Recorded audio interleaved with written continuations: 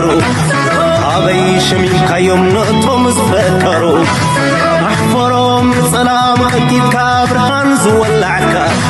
هنن صلاحتك أحفرهم كم سمكا أحفرهم لي أكتبي أحفرهم لي حابن هسوي أحفرهم بسحهم كماميرهم أطوار تخومروا نسيلهم نيرو فطرتهم زصروا أحفرهم موني تخالي لأختهم يحزنوا لكت سحرتهم وجو يكدنوا بمحلى ليكت زانتا زعابيو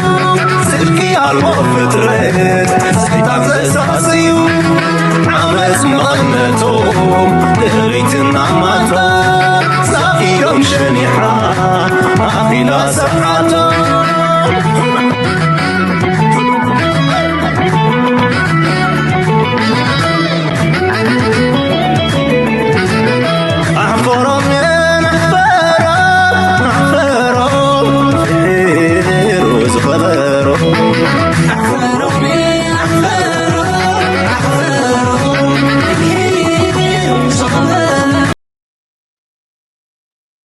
سلام تخطاتل تنايز channel كما يتخونون صبوكت كونون اي وتر تمنيتنا بحقناني ولومون كم وترو اقداسن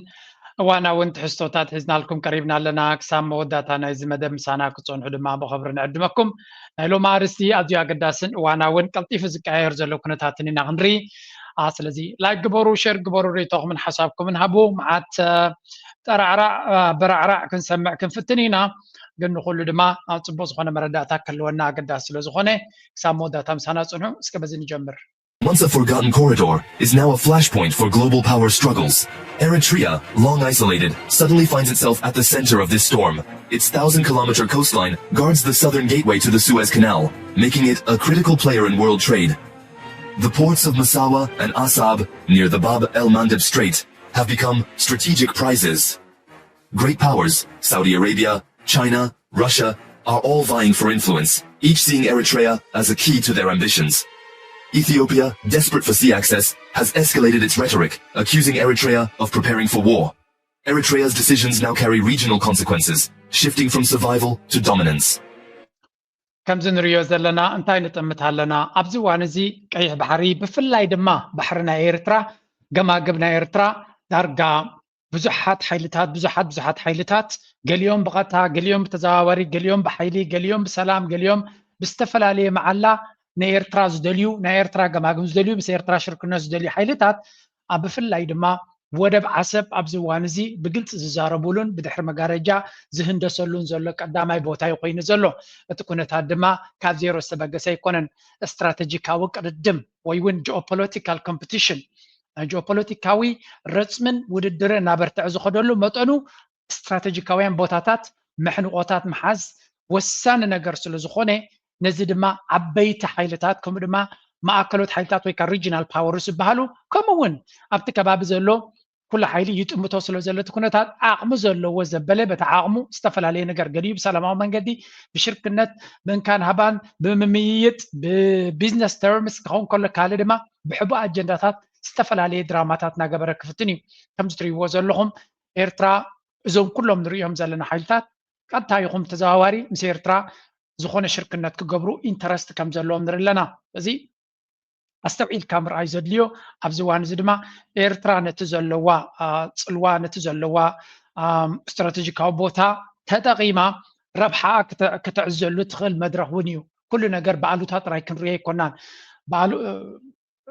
بخال منقد دما ايرترا حي لا نز كونتات زين تدي وتياتو زخون يكون بفلاي ابت حزب زخون يكون ممققالن كالن تتفطيرو بفلاي دما دلنايو next 5 years ويون زمت 10 عامات مرحتنا ايرترا بحق تفطرو ايرترا مرحنات كتقير مخانا زي ترف سلا زخونه ابز مدرخ زي لعلت قد محجز نبرات زي على حدنتن امرتن نايت حزب زدليو انا ناتي علامه منكس ايرترا بخمه يسرحلو انتاي قبرالو قال سو انا زقو عطرون انا زفلطون سلا زي كونه انا انت هزبل حزب ايرترا لعل مانم غزي حدنتو كحيل كخلالو حدنت انتلكا كل تزكمت زغل بدوتات نخن سغرو زقلليو اتوم نزي كبابينا زطمتو زلو برحق يخون بغربا ناتنا حدنت كفرسولو زخول منقد ترخيبهم أكن بتعي منقد مسيرترا خسرحو كفتنو بدحر مقارجة بحسر واقع بواقع إيرترا بواقع هزب إيرترا نترى بحون كسالتو كفتنو يمزخا مستيرا يكونن قد محجي بزوع قزي استفدت مسألة زخوني سلازي أبزو كنتات زي لعول مستوعال كاللينايو حجي نملس اتوم نزي كنتات زي كل جينا مريد بسلومو كبز بسونا جميرهم زلو بحاد نسمعهم كفتنينا Say also, when you are a landlocked country, you serve only your neighbors. But when you have access for sea outlets, the whole world will have a chance to get connected. In Ethiopia, as the Prime Minister is saying, is requesting legally and in a very cooperative manner. Because these days Ethiopia is registering several achievements in the various economic advantage. And unless we have seaports, the other world may not recognize what Ethiopia has, because we have to export and increase the revenue of our country. In the meantime, get something out of it. So in this regard, how do we enhance this? انتايو زبل زلو ولا حنت كوي قامت حزي زي ترغبلوتي زرباناتهم انتاي زبل زلو افدق بحر تزي بالكاسي بزح بعالم درجه تقداسنتاي تركبنيغا صقاتاتناتكا زخون يكون نغراتناتكا بعالم كتقربون يتخلنيغا غلغله سبات دما افدق بحر تزي بالكا كم حدا عب حيلون كريو خاي كلون يوم زتنبه زربايد زارب زلو and this is a fact فتيخات صليخا عالم بخميت ريكا قلما لزي يكونه تا جغرافيكاويت كارتاناتكم كتقبلوا تراي زلكم على من تايتبل بخمي تسرح فانتازن تيورن كم دليتكا كتحبابلو تخلي خلا على تحتن كتبلو تخلي خا تاقدا سنت بقن ኢትዮጵያ እዛ ኢትዮጵያ ካለ ነገር ኩሉ ከል አይከልኒም ባይ ዘ ዌይ من وحوان شنكلل زبلونا زنبور ነገር ናይ ኣፍደገ ባሕሪ ብቁጠባዊ መንገዲ ብናይ ቢዝነስ ተርምስ ብዓለም ለኻዊ ደገሉና በሉ ሸንኮለል ዘብሉ ዝነበሩ አጀንዳ ናቶም ካብ መዓልትና መዓልትና ዓና ካብ ነዊሕ እንዲነፂርና ንዓለም ግን ደጊሞም ደጋጊሞም ከነፅሩ ጀሚሮም ኣለው ሓደ ካብቲ መነፀሪ ዝጥቀምሉ ዘለው ድማ እዚ ሕጂ ንሰምዖ ዘለና ኢና ዳርጋ ኣብ ሚድያ ቫይራል ኮይኑ ዘሎ እዩ ኛው የኢትዮጵያ መከላከያ ሰራዊት ቀን የማትደፈር ሀገር የማይበገር ሰራዊት በሚል መሪ ሐሳብ በቢሾፍቱ የኢትዮጵያ ባህር ኃይል ማሰልጠኛ ማዕከል በተለያዩ መርሃ ግብሮች ተከብረዋል። በመርሃ ግብሩ የሰራዊቱ ከፍተኛ የጦር መኮንኖችና አባላት እንዲሁም ጥሪ የተደረገላቸው እንግዶች ተሳትፈዋል። ሀገራችን የተፈጥሮ ሀብቷን እንዳትጠቀም የሚፈልጉ ታሪካዊ ጠላቶች አሉ ያሉት የጦር ኃይሎች ጠቅላይ ኤታማዦር ሹም ፊልድ ማርሻል ብርሃኑ ጁላ የሀገር መከላከያ ሰራዊትን በማጠናከር ሰላማችንና የባህር በር ባለቤትነታችንን ለማረጋገጥ የሚያስችል ቁመና ላይ እንገኛለን ብለዋል። ሕጂ እንታይ መጀመሪያ እዚ ንሪኦ ዘለና መበል 118 እንደገለደሉ ናይቲ ምስረታ ናይ ሰራዊት ናቶም እዩ ከምዚ ዓይነት ስእልሲ ኣብዘን ዝሓለፈ 3 ዓመት ክንደይ ግዜ ሪና ኣለና እዚ ብነፍሱ ዝንሪኦ ዘለና ናይ ኩናትን ናይ ሽግርን ፃውዒት ምዃኑ ርዱእ ጌርና ክንወስዶ ክንክእል ኣለና زي posturing يبحال عسرت جزء صابرات لين يبلغوا وتحضروا عقل صناتك سراويت قصرناتهم وتحضروا من قصاصات قال كتر خلغا ناي سلام ملكت هيكون نيز بحال زي نكويناتن نخالص اقاماتن زتن به نفسه زخاله ترجمون لهم امزي كم ذا عين السلتات بزع جزء مقبار نفسه زخاله ناي كوينات provocation كفتر زخلي فينو سير كادما سلمنتا حدا منقستي اب عمد حدا بعمد كنا بالكواس أشجاري أبورحي 3-4 جزء وتهدراوي قلتم كم زلوا سراويتن قالن كم زكدا أنا جبروا قالوا زجبروا سلم تايتلكا كابتن كان زمان قاسي من جمرة إذا نايت أنا هم زي كونه everybody knows China military day لحدا معلتي أبعمد ترقية رشاون كمو ناي victory day ديم قليلهم عمت هوا حدا جزء ريوم كونني يوجن سراويت 10 جزء أقودنا تدو كبلا يراني إيرترا معلتنا سنة سراويت هذا كساقسي جماعتنا سنة ميليتري مارش إجباري هذا جزء من الوقت كله تجزء تجبر تخليقة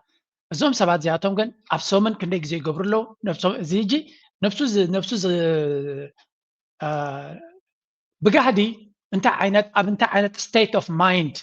سنة أمراو كنتاتنا توم أكمل كم زلوا كي تزاربوا خلهم كابتو كنتات كتريهم تخل كندز عينت شمامنتن جنرالاتن قالنا تبهلو أباي تاقدما أبا محران تايقات ومالو أب أوروميان تايقات ومالو أكالك فالنا إثيوبيان تايقات ومالو نرلنا بزي تزغال لبخون نيرو ولا أب معالتي شدش تجزي وتهدروا لمن مدى يقبرو This is not a big deal It's not a big problem تتزاقم كابزي نابي قص أمنك خودي يمزو تكملو زلو تريولا لهم نمازي أب معالتي كندي جزينا نرد لنا حيل بحري كندزي دو ودي سبيق قلليو كندزي دو فشكل كل بزيها بحر عدي مخان دحن بزح كنرينا بزوان زي بزح نجار كنرين كنسمع المخان يزرعين زلو بانو سمعوه مركونيا برهان جولا ناي مو أبي أحمد زبلو كتار أب سراويتنا إثيوبيا تزعبي وتدراوي أزازيزي زبلو نجار أقال الكاترية يتخلني خا انت علامة كم زلهم دما نعلم نتصور كوني ጠቅላይ ኤታማዦር ሹም ፊልድ ማርሻል ብርሃኑ ጁላ የሀገር መከላከያ ሰራዊትን በማጠናከር ሰላማችንና የባህር ቤትነታችንን ለማረጋገጥ ላይ ኢትዮጵያ ሶስት ነገሮች ያስፈልጋታል። አንደኛ ሰላም፣ ሁለተኛ ልማት፣ ሶስተኛ የባህር በር። 30 ዓመት ተኝተናል፣ አሁን ነቅተናል። ጥያቄያችንን እንቀጥላለን። ሰላምም ልማትም ባህር በርም እናሳካለን። የምድር ከም ትሪእዎ ዘለኹም ኢትዮጵያ ሰለስተ ነገር የድልያ እዮም ዝብል ዘሎ ይብል ዘሎ ተን ሰለስተ ነጥብታት ዘድልይዋ ድማ ቁፅሪ 1 ሰላም ይብል ኣሎ፣ ቁፅሪ 2 ልምዓት ምዕባለ፣ ቁፅሪ 3 ድማ ኣፍ ደገ ባሕሪ ዝብል ዘሎ። ስለዚ ሓደ ሃገር ኣብ ውሽጢ ብዘሎ ክዛረብ ይኽእል፣ ካብ ውሽጢ ካብ ሃገሩ ካብቲ ልውላዊ መሬቱ ወፃኢ ዘሎ ሕቶ ግን ከም ሃገራዊ ዕማም ጌርካ ክትጠቕሶ نفس زخالة provocation يو معناته معبالة ناتكا قدايو سلام ناتكا سراحيو أفدق بحري انت زي بالكابت جيوغرافي ناتكا بخاميك تركبيخا نفس زخالة زي نتقلع منا يتمنقسينا قراكا دحان بسو شلال مبالنا دق بحري ممنا يحمى غايكون كمنا يخلي انت عايز بلزلو 3 عمد دكيسنا 3 تبل قصري سلام تاي مسي الله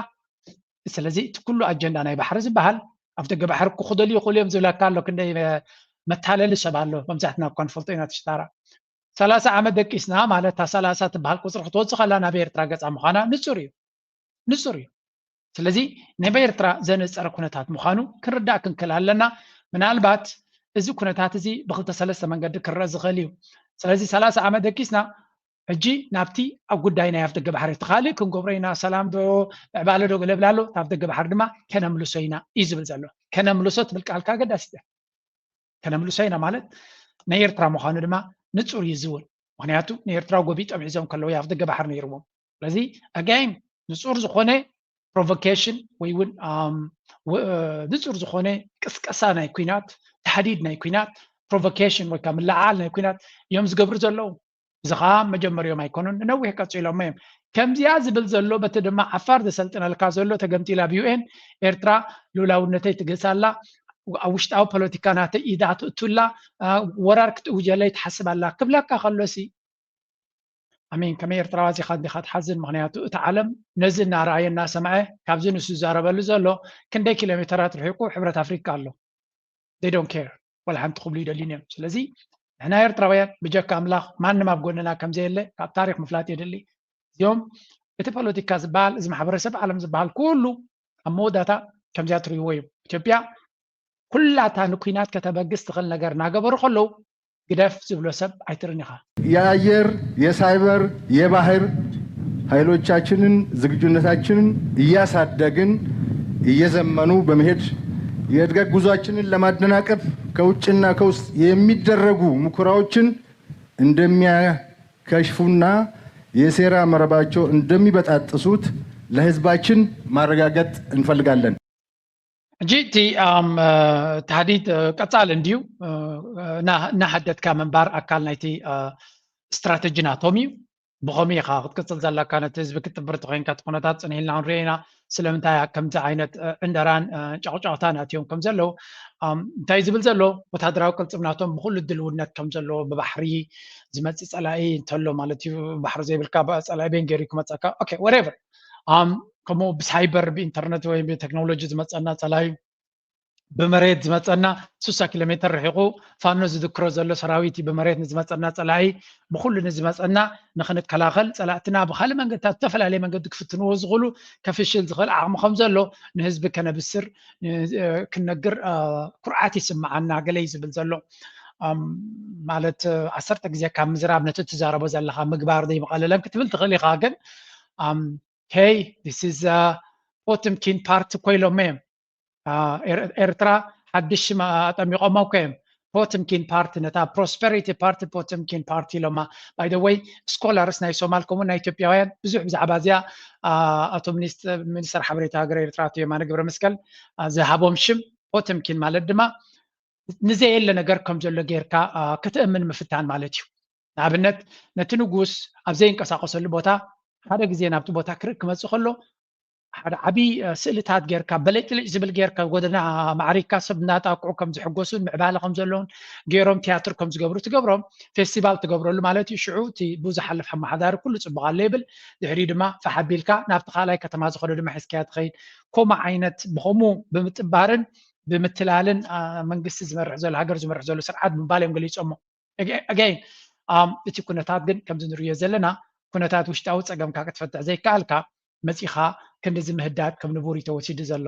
ኢትዮጵያን ከባህር በር የመግፋት ዓላማ ዋነኛ ጠንሳሾቹ ታሪካዊ ጠላቶቻችን ናቸው ያሉት ፊልድ ማርሻል ብርሃኑ ጁላ የጠላቶቻችንን ብቻ ሳይሆን በእኛ ልጆች የተፈጸመውን ታሪካዊ ስህተት የማረም ስራ ይሰራል ብለዋል። ባህር በር ላይ እንድንወጣ ያደረጉን ጠላቶች እንድንወጣ የሰሩ ጠላቶች ለ60 ዓመት ለ70 ዓመት የሰሩ ጠላቶች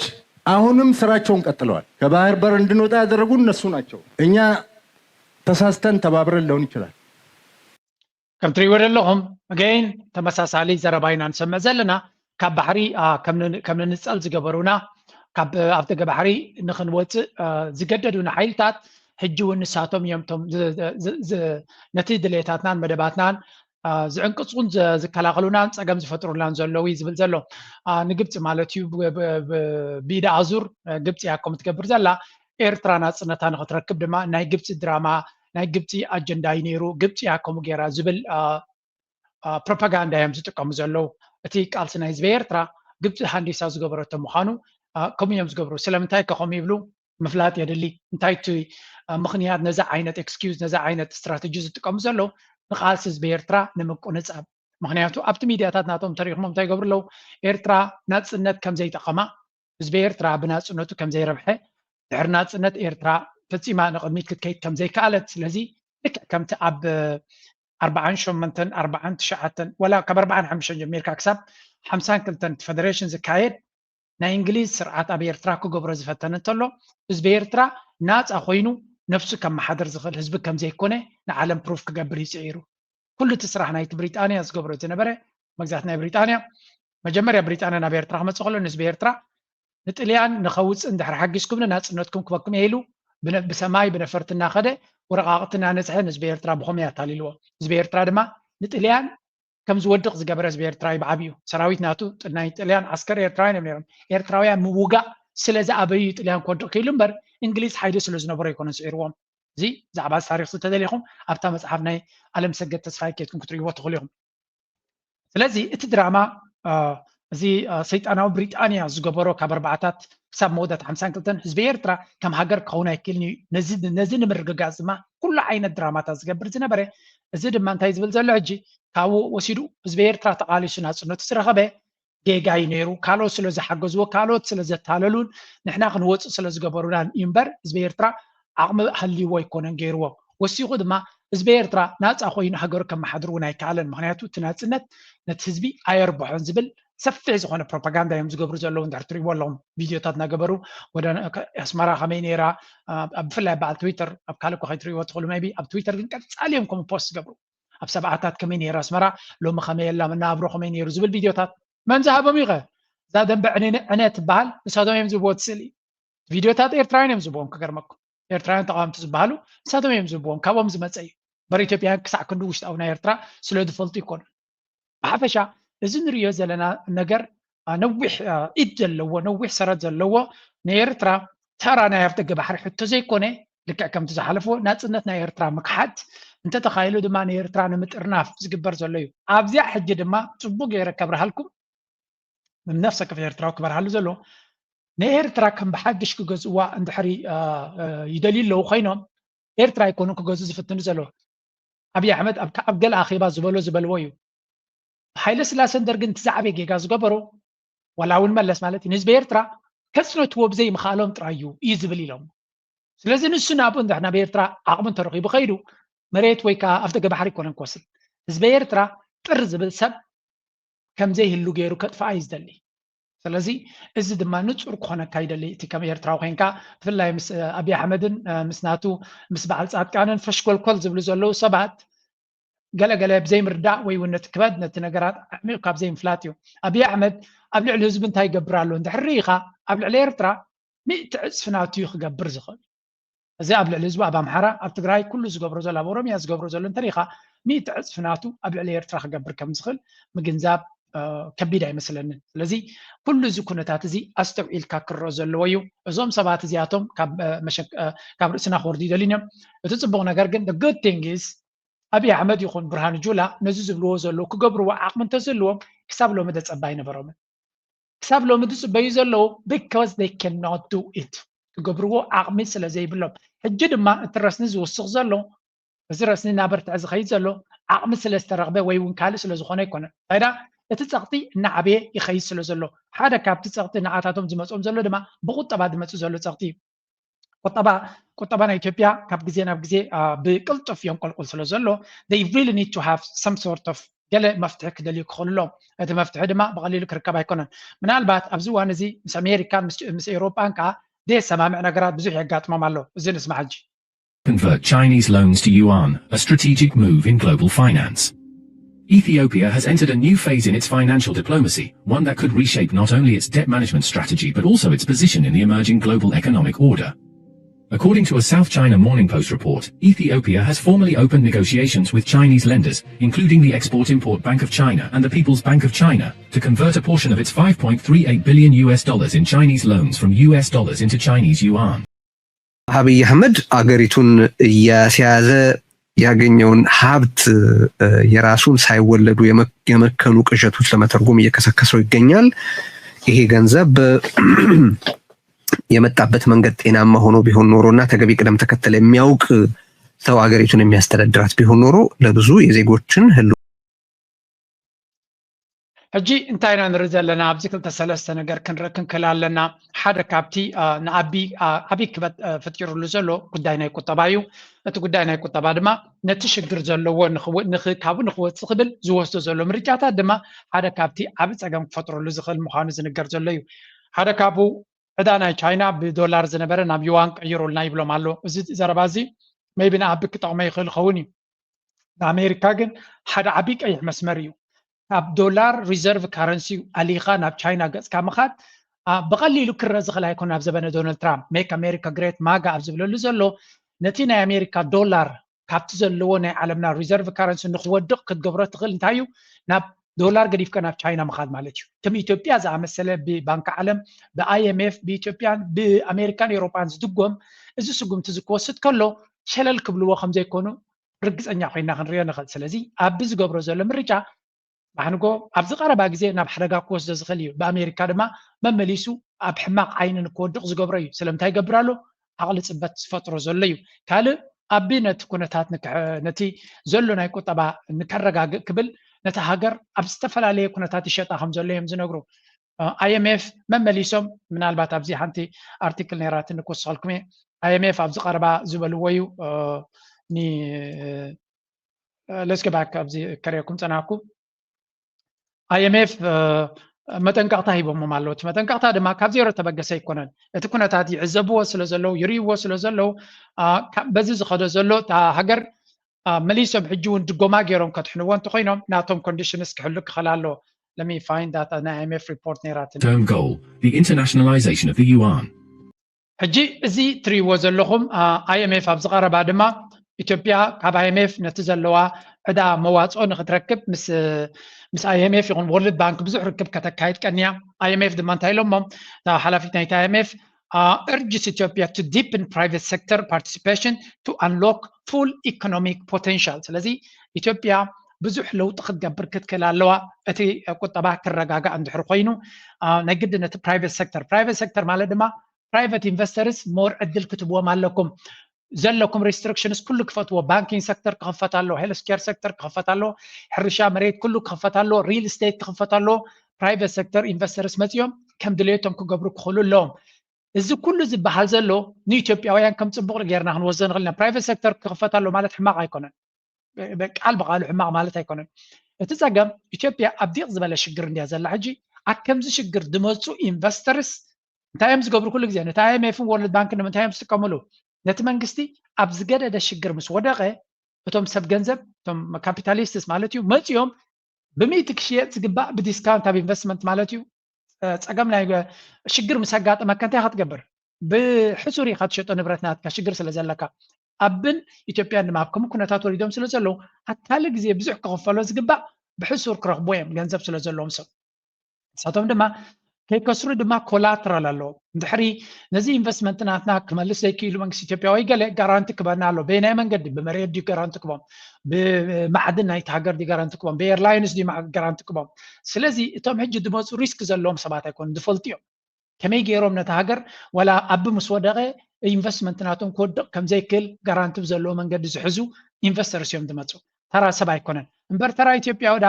እንታይ ይኸውን ኣሎ ኮ ይነግር ኣሎ ተራ ኢትዮጵያዊ ኣከመይ ከም ዘሎ ነዚያ ስምዕዋ እቲ ፖለቲካዊ ናቡ ከይሰገርና ከለና እቲ ቁጠባዊ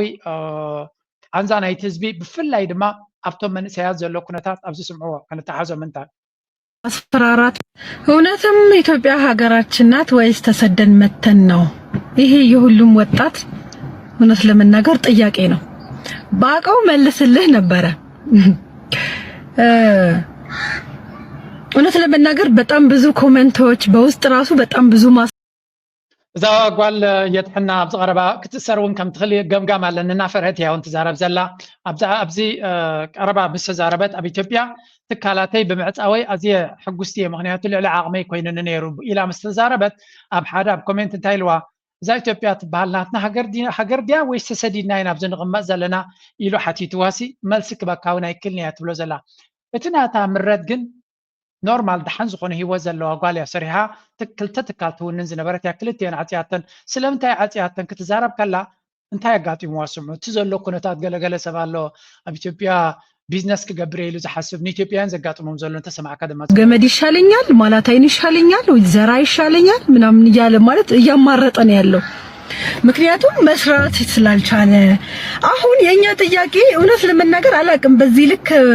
እኔ አላቅም ብቻ የሆነ ነገር ለመጠየቅ እንኳን በጣም ምን ያህል ሰቀቀን ውስጥ እንዳለ ነው ልንረዳ የሚገባው እና ደግሞ የመጀመሪያው ቪዲዮ ምን ያህል ሰው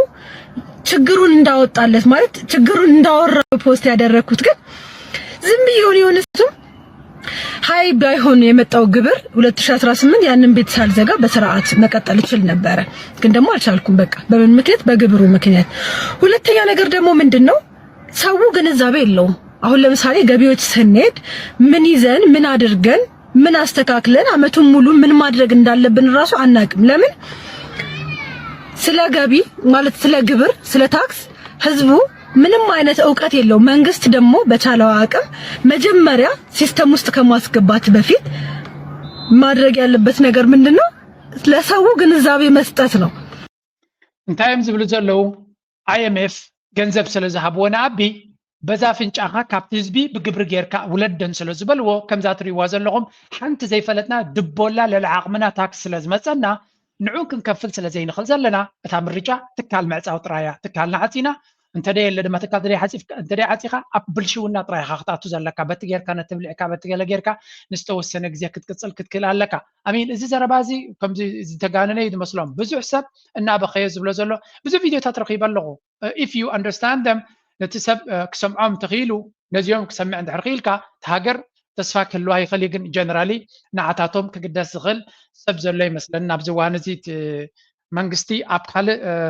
ነገራት ፎከስ ገይሩ ስለ ዘሎ I don't think ነቲ ናቶም ኮንሰርን ነቲ ናቶም ፕሮብለምስ ነቲ ናቶም ፀገም ክግደሰሉ ዝኽእል ሰብ ዘሎ ይመስለኒ ግን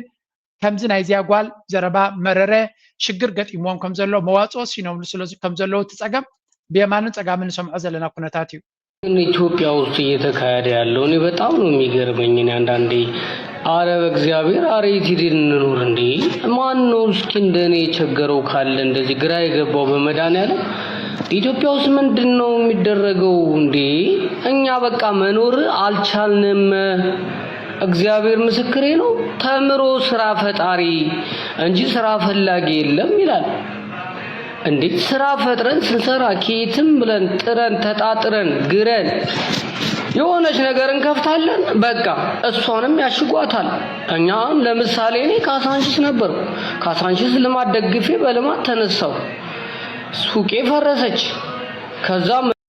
እንታይ ዝብል ዘሎ ዝኻ ተመሳሳሊ መን ይክርዳኣልና ሽግርና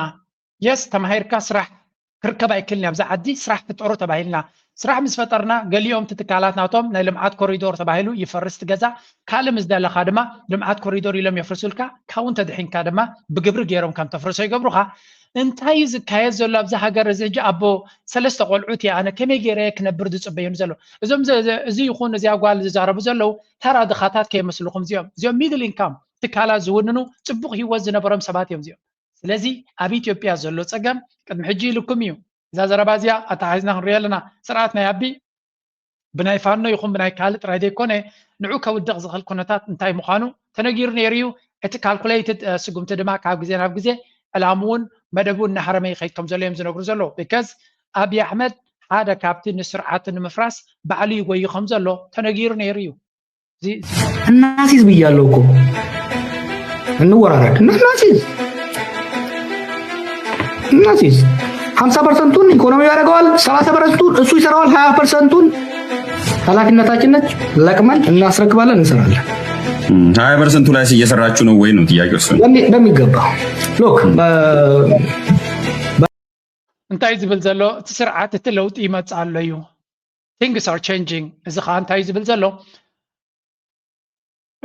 ንዓይ ዘይኣመነ ምሳይ ክውርድ ክእል ገንዘብ ክርክስ ክእል ረኪስና let's bet ይብሎም ኣሎ ንካታ ገንዘብ ክትሕዝ ዝኽእል ኣሎ ዶ ኢትዮጵያ ኣብይ ኣሕመድ ክወድቕ ከም ዝኽእል እዩ ዝብል ዘሎ 50 ሚታዊት ቁጠባ እዩ ዝገብሮ ዘሎ መናብሮ እዩ ዝገብሮ ዘሎ 30 ሚታዊት ብኣፉ ብሓሶቱ ብምትላሉ ዝገብሮ ዘሎ ባዕሉ እዩ 20 ሚታዊት ድማ ንሕና ንገብሮ ዘለና ቃልሲ ይብል ነቲ ናይ ወተሃደራዊ ቃልሲ ከማ ናይ ጠቕሶን ኣብዚ ስለዚ 50 ሚታዊት ናይቲ ፀገም ኢትዮጵያ ናይ ስርዓት ናይ ምቕያር ናይ ኣቢ ባዕሉ ዝገብሮ ዘሎ ይብል ኣሎ ውፅኢት ናቱ ድማ ኣብይ ኣሕመድ ነቲ ሚድያ ንምዕፋን ቀዳማይ ስራሕ ኢሉ ስለ ዝሓዞ ከምዚ ንሪኦ ዘለና ነቶም ሰባት ከምዚ እናገበረ ከሳድድ ንሪኦ ኣለና ካብ ግዜ ናብ ግዜ ብዙሕ ሰብ የሳድድ ከም ዘሎ እዩ ዝርገር ንኣብነት ዶቼ ቬለ ከሲሶም ኣለው ጋዜጠኛታት ናቶም ስለ ዝሰጎገ ዶቼ ቬለ ድማ ናይ ጀርመንን ናይ ኤውሮጳ ሕብረትን እዩ ንሳቶም ዝያዳ ከድሕንዎ ዝደሊ ዘሎ እዩ ኣንፃሮም ንክኸይድ ይግደድ ኣሎ ስለምንታይ ነቲ ሓቂ የውፅዎ ስለ ዘሎ እቲ ሓቂ ድማ ጉድ ናብቲ ሽግር የምፅኦ ስለ ዘሎ ኤክስፖዝ ይገብሮ ስለ ዘሎ እንታይ ይገብር ኣሎ ነዚ ዶቼ ቬለ ዓፅይዎ ኣሎ ንሳቶም ድማ ከሲሶም ኣለው ስለምንታይ ተዓፅዩ ግድን ክኽፈት ክኽእል ኣሎ ንሕና ዝገበርናዮ ነገር የብልናን the ban on the reporting of Ethiopia deploy deeply concerns us said Deutsche Welle Director General Barbara Massing following according to Deutsche Welle the EMS later did not specify concrete accusation but broadly alleged that the outlet had violated Ethiopia's media regulation ስለዚ ጭብጥ ብዘይብሉ ንጹር ብዘይኮነ ሓፈሻዊ ክስ ብምግባር እዩ ንዓና ክዓፁ ዝፍትን ዘሎ እዚ ድማ ኣይንቕበሎን እናብልለው ልክዕ ገንዘብ ናይ ኤውሮጳ ዝደሊ ተኮይኑ ናቶም ድሌታትን ናቶም ኣጀንዳታትን ከዓ ከሳሲ ዘለዎ ንዑ ምዕፃው ማለት ድማ ንባዕልካ ኣብቲ ሽግር እዩ በዓል IMF ገንዘብ ዝቡኻ እንድሕሪ ኮይኖም ካብ ዜሮ ዝመፅእ ኣይኮነን IMF ኮንዲሽንስ ናቱ ክትሕልፍ ትክእል ኣለካ ፕራይቬት ሴክተር ከተፍቅድ ኣለካ ሲቪል ሶሳይቲ ከተፍቅድ ኣለካ ፕራይቬት ሚድያ ከተፍቅድ ኣለካ ስለዚ ካብ ገንዘቦም ክትወስድ ኮይንካ you have to really follow their rules ብጎረሮካ ሒዞምካ ስለ ዘለውኸ ኣንፃሮም ኬትካ የዋፅኣካ ድዩ ስለዚ ኩሉ እዚ ንሪኦ ዘለና እንታይ ዘርኢ ዘሎ እዚ ሰብ እዚ ኣብ መዋጥራት እዩ ከም ዘሎ መዋጥራት እዩ ዘሎ ሰብ እንታይ ዝገብር ኣብ ጉድጓድ እንተኣቲኻ ኢኻ እንታይ ትገብር መዋፅኦ ኢኻ ትደሊ መዋፅኦ ናቶም እንታይ እዩ እዚያ ማለት እዩ ሶስት ነገሮች ያስፈልጋታል አንደኛ ሰላም ሁለተኛ ልማት ሶስተኛ የባህር በር ኢትዮጵያ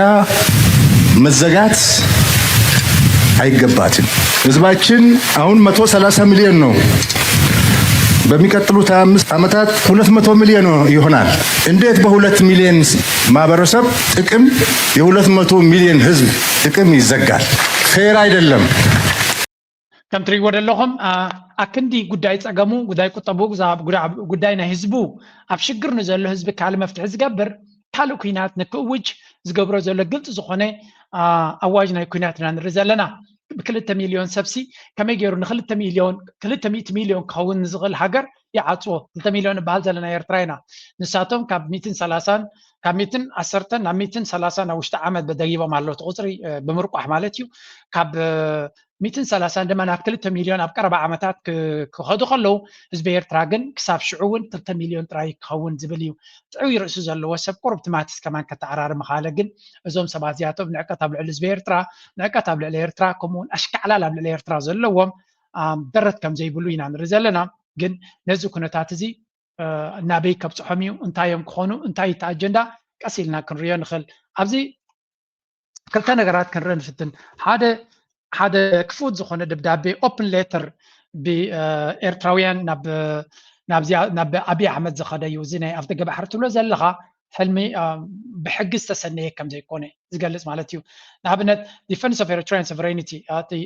ቅሉዕ ደብዳቤ ተባሂሉ ናብኡ ተሰደደ በኣምሓርኛ እውን ኣብ ቀንዲ ዩቲዩብ ብቪድዮ ገይሮም እውን ሰደድዎ ማለት እዩ እንታይ ዝብል ዘሎ the letter strongly rejects Ethiopia's implied or explicit claim to Eritrean ports example as citing international law and Eritrean territorial integrity ስለዚ ኣብን ኣዳኸርቱን ብቐጥታ ንገማግም ባሕሪ ናይ ኤርትራ ወደባት ናይ ኤርትራ ከምኡውን ዓሰብ እናበለ ዝግበር ዘሎ ብግልፂ ብሓያል ቋንቋ ይነፅዶ ከም ዘሎን ንዓለም ለኻዊ ሕግን ንግዛታዊ ዶብ ናይ ኤርትራ የፍርስ ብምዃኑ ንሉዓላውነት ናይ ኤርትራ ዝትንክፍ ብምዃኑ It emphasizes that access to the sea for a landlocked countries like Ethiopia must be negotiated, not claimed. ስለዚ ኣፍደገ ባሕሪ ፀገም ተለካ ኣፍደገ ባሕሪ ተደይብልካ ተዘራሪብካ ተረዳዲእካ ዳኣምበር ይግባኣኒ ኢልካ በዓልካ እናገበርካ ዝግበር ከም ዘይኮነ ብዓይኒ ሕጊ እዚኻ ፅቡቕ እዩ ንሕጊ ከተፍልጦም ኣለካ ንሕና ሕጋዊ ነገራት ኩሉ ክንደፍኣሉ ክንክእል ኣለና ወላ እኳ ነቲ ክመፅእ ዝኽእል ዕንደራ ጠጠው ኢላ ክትምክት ትኽእል ሃገር ትኾነት ኤርትራ ማለት እዩ international law and precedent ስለዚ ዓለም ለኻዊ ሕጊ እንታይ ዝብል UN convention on the law of the sea ኩሉ ግዜ ዝብልዎ ናይ UN charter article 2.4 to argue against Ethiopia's rhetoric suggesting war or ownership ስለዚ እቲ ናይ UN law of the sea ናይ ባሕሪ ሕጊ ዝበሃል እዚ ኢትዮጵያ ትገብሮ ዘላ ብተሪር ዝኮነን ምዃኑን ምክንያቱ ኣፍደገ ባሕሪ ንኽትጥቀም ምስቲ ሃገር ተዘራሪባ ዳኣምበር ልኡላውነት ናይ ሃገር ጥሒሱ ባሕሪ ንክውንል ደፍቅደሉ ሓይሊ ዝኾነ ይኹን ናይ UN article ዝኾነ ይኹን ናይ UN ሕጊ ከምዘየለ highlights that population size or proximity does not justify territorial claims ከምኡ ድማ ብዝሕ ህዝቢ እዚ ጁላ ዝብሎ ዝፀንሐ ማለት እዩ ብዝሕ ህዝቢ ይኹን ናብ ዶብ 60 ኪሎ ሜትር ዲኻ ርሒቕካ ዘለካ 50 ኪሎ ሜትር ኣፍደገ ባሕሪ ናይ ካልእ ሃገር ንክትወስድ ዘፍቅደልካ ሕጊ ከምዘየለ ስለዚ ህዝብኻ 2 ሚሊዮን ይኮነ ወላ 2 ቢልዮን ህዝቢ እንተኮይኑ ከምኡ ክትገብር ዘፍቅደልካ ሕጊ የለን እዚ ታይም ዝብል ዘሎ ሂስቶሪካል ክላሪፊኬሽን ከምኡ ድማ ኣብ ታሪክ ተመርኪስና ብታሪክ ንሪኦ ከለና ናይ ኤርትራ ናፅነት ኣብ 93 መጀመርያ achieved through UN supervised UN ዝተሳተፎ ወይ እውን ዝተዓዘቦ ሪፈረንደም ተገይሩ ዝተገበረ እዩ ብድሌት ናይ ኢትዮጵያ ወይ ባህጊ ናይ ኢትዮጵያ ዝተዋሃበ ከም ዘይኮነ ከምኡ ድማ ናይ 2002 ኤርትራን ኢትዮጵያን ኮሚሽን ዝወሰኖ ንዶብ ናይ ኤርትራ ብሕጋዊ መንገዲ ንሉላውነት ናይ ኤርትራ ብዘይ ዝኾነ ይኹን ቃል ዓለም ከም ዝዓፅዎ ስለዚ ክሪቲክ ኣቢስ ኣብይ ኣሕመድ ስቴትመንት ስለዚ ነቲ ናይ ኣብይ ኣሕመድ ዘረባን ተህዲድን ዝነፅግ ንርኢ ኣለና ስለዚ እንታዮም ዝብሉ ዘሎ ነቲ ብተደጋጋሚ ቅስቃሴ ኣብ ልዕሊ ልኡላውነት ናይ ኤርትራ ከምኡውን ኣብ ልዕሊ ኤርትራውያን ዝብሎ ዘሎ impoverished or unaware calling them responsible ኣብ ልዕሊ ኤርትራ ዝገብሮ ዘሎ ናይ ብሓቂ ክኾነን ዝግብኦ ምዃኑ እቲ ዘረባ ዝጥቀመሉ ዘሎ challenges the legitimacy of ኣቢስ ኖቤል ፒስ ፕራይዝ ከምኡ ድማ ነዚ ሰብ እዚ ኖቤል ፕራይዝ ሂቦም ዘለዉ ድማ ንሳቶም እውን ክሕተቱ ዝግባእ እዩ እናበለ እዩ ዝምልስ ዘሎ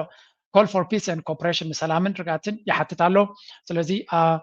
advocate for diplomatic agreements ዲፕሎማስያዊ ስምምዓት ክግበር ክኽእል ኣሎ ከምኡ ድማ economic and strategic implications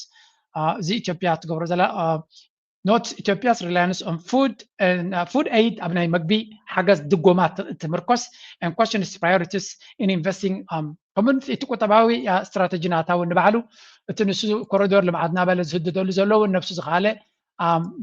ብዙሕ ሕቶ ከተልዕለሉ ትኽእል ነጥቢ ምዃኑ ይዛረብ ዘሎ ስለዚ ኩሉ እዚ ንሪኦ ዘለና ዝገብርዎ ዘለዉ ኤርትራ ብዝፀንዐ ቋንቋ ብዝተረረ መንገዲ እያ ትኹንኖን ትምግቶን ዘላ ንሳቶም ግን መመሊሶም ነቲ ኩነታት ኣብ ምጉሃር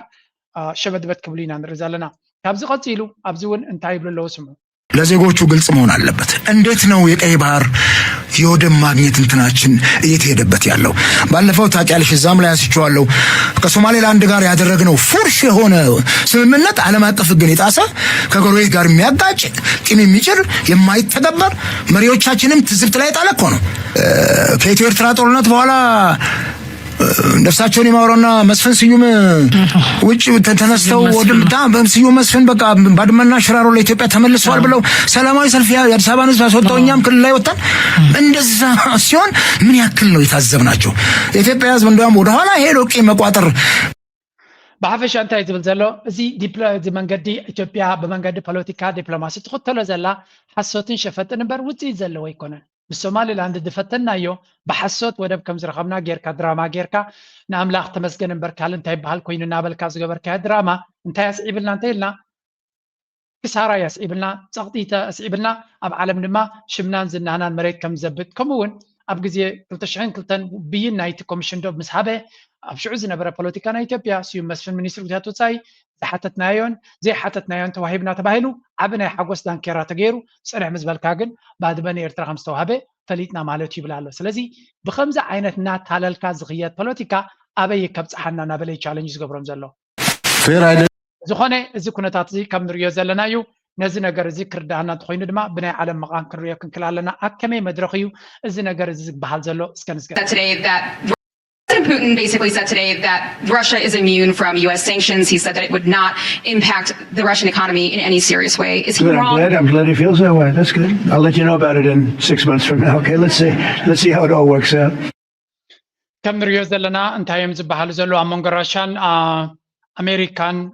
كمدما امونغ راشان يوكرين ايروبان زغبر زلو كنتات كالما ازنا حزي خيد كم زلون اقدانات كا كتفرار هيل كاز غبر كابل بوتين بو كم زي سنابد نغير كالو يلوم سزاربو دحن ريو دحر شد شور هيك طبعا بوتين ابي كم زلو شعينا كنرأي بمبالي زملس زلو بقمطالو اتو كنتاتنا بي غصو خيد كم زلو منالبات Abs breaking news silom awtiom mazallo khansamana qalina. President Vladimir Putin has visited a military outpost saying Russia has successfully carried out a test of a nuclear-powered cruise missile. Putin was also given a detailed report by the army chief about the situation on the ground in Ukraine. First of all, to minimize unnecessary human casualties, I'm asking to take all necessary measures to enable the surrender of Ukrainian troops, those who want to surrender. We have to treat prisoners of war in accordance with international law as well as Russian law. Russia's army has historically always been merciful towards a defeated enemy. Right, let's go.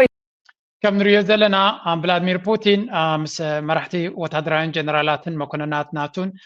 كم استراخبه زغلص زلو خوينو صبصاب كابتن جنرالاتو بقطانا وسدو كله زريو ስለዚ ኣብቲ ዓውደ ኩናት ድማ ብዙሕ ምንቅስቃሳት ይግበር ከም ዘሎን ሰራዊት ናይ ራሽያ ይደፍእ ከም ዘሎን እዮም ዝነግሩ ብግምታሉ ድማ እትዮም ካልኦት እውን ዩክሬን እውን ብወገና ምንቅስቃሳት ትገብር ከም ዘላ እዩ ዝንገር ዘሎ ስለዚ ሓደ ውዱእ ኩናት ከም ዘይኮነ እቲ ኩናት ክቅፅል ከም ዝኽእል ኢና ንርኢ ዘለና ፑቲን ድማ ከም ትሪእዎ ፀናሕኩም ክማረኽ ንዝደሊ ክህረም የብሉን ኣብ ልዕሊ ሲቪል ድማ ጥንቃቐ ክውሰድ ከም ዘለዎ ነቶም ጀነራላቱ ክምሕፀን ሰሚዕናዮ ከምዚ ኢሉ እናሃለዎ ከሎ ራሽያ ወታደራዊ ቅድድም ናይ ዓለምና ናብ ዝገደደ ይኸይድ ከም ዘሎ ዘንፀባርቕ ድማ ብዝስሙ News just coming in. Russia has tested a new nuclear-powered cruise missile named the Burevestnik.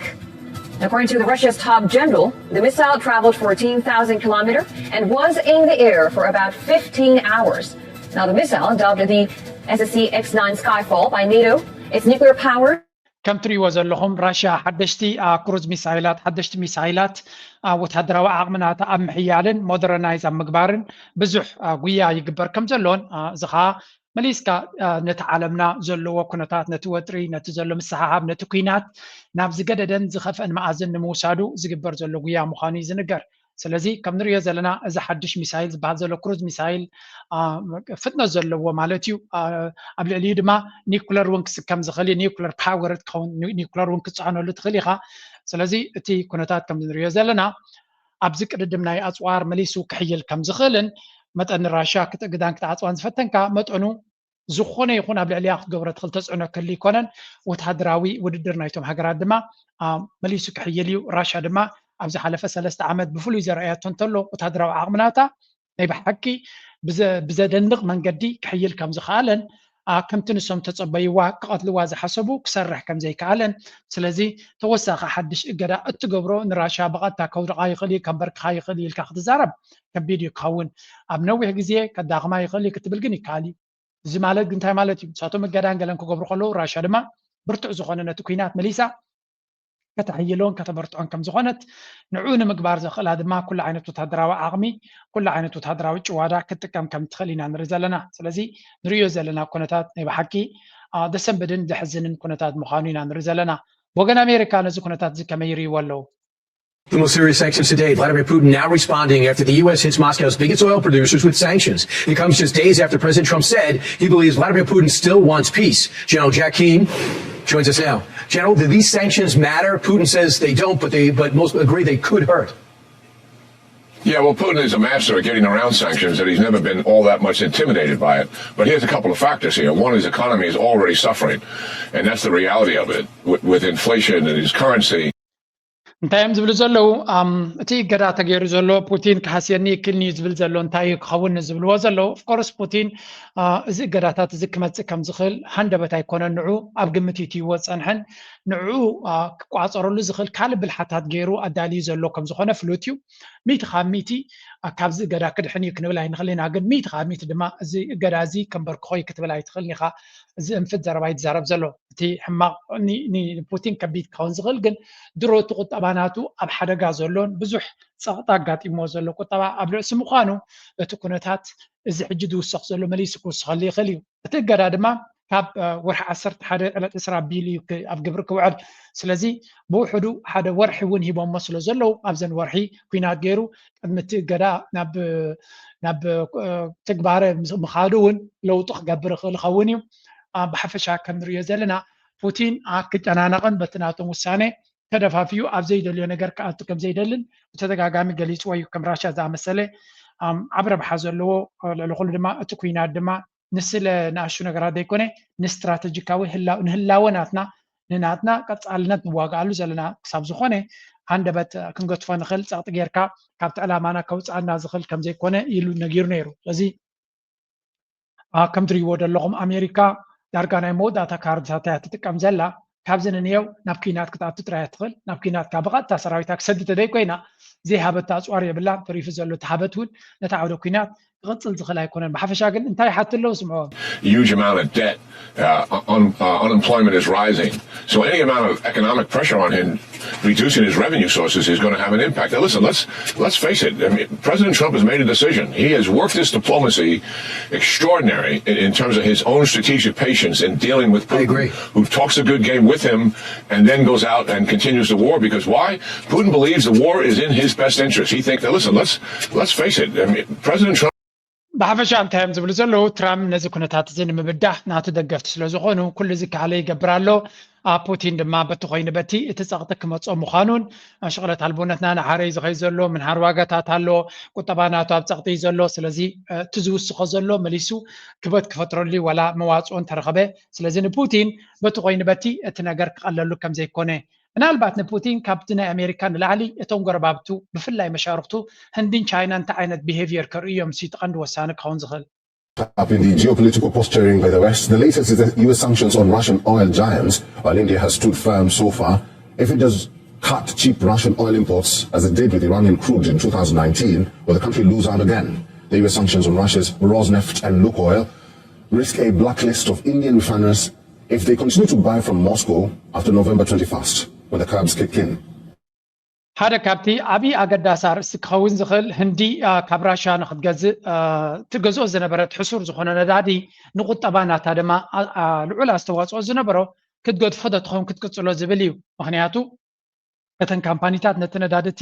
እንድሕሪ ገዲፈን ብክቡር ዋጋ ካብ ካልእ ክገዝኣየን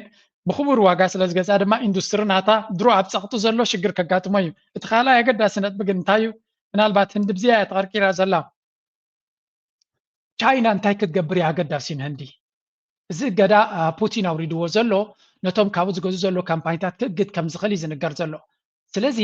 እቲ ቀንዲ ኣገዳሲ ቻይና ነቲ እገዳቲ ክትቅበሎ ድያ ምክንያቱ እንተደይ ተቐቢላቶ ቻይና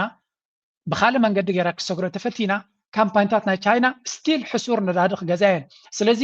ኣብ ልዕሊ ካምፓኒታት ናይ ራሽያ ዓብ ኣድቫንተጅ ክህልወን እዩ ዓብ ኣድቫንተጅ ተልወን ድማ ቁጠባ ናይ ህንዲ ድሮ ፀቕጢ ስለ ዘለዎ በቲ ታሪፍ ናይ ኣሜሪካ ተወሳኺ ናይ ነዳድን ተወሲኽካሉ እቲ ቁጠባ መሊሱ ናብ ሽግር ክኣቱ ክእል እዩ ብግምጣሉ ቻይና ቅድሚ ሕጂ ብዝረኣናዮ መንገዲ ናይ ኢራን እገዳ ኣብ ልዕሊ ኢራን ኣሜሪካ ዶናልድ ትራምፕ እገዳ ምስ ገበረ ህንዲ ብቐጥታ ነቲ ንግዲ ጠጠው ከተብሎ ተገዲዳ ቻይና ግን ጠጠው ኣየበለቶን بخالي تتابيبا نتي نداد كاب إيران تجوزو زنبرت تجوزو خمسة لا يزنقر سلازي أمونكو تشاينا نندنزلو فللي عب مخانون هنداويان مس تشاينا نفسهم نديم زورادر واكندوم زي كونه جن مزون مس تشاينا كورادر يم زفتنو ناي 3 تريليون كتبا يزلو مع بقطبايو مسنا 10 تريليون كتبا كتورادر يتخنيخا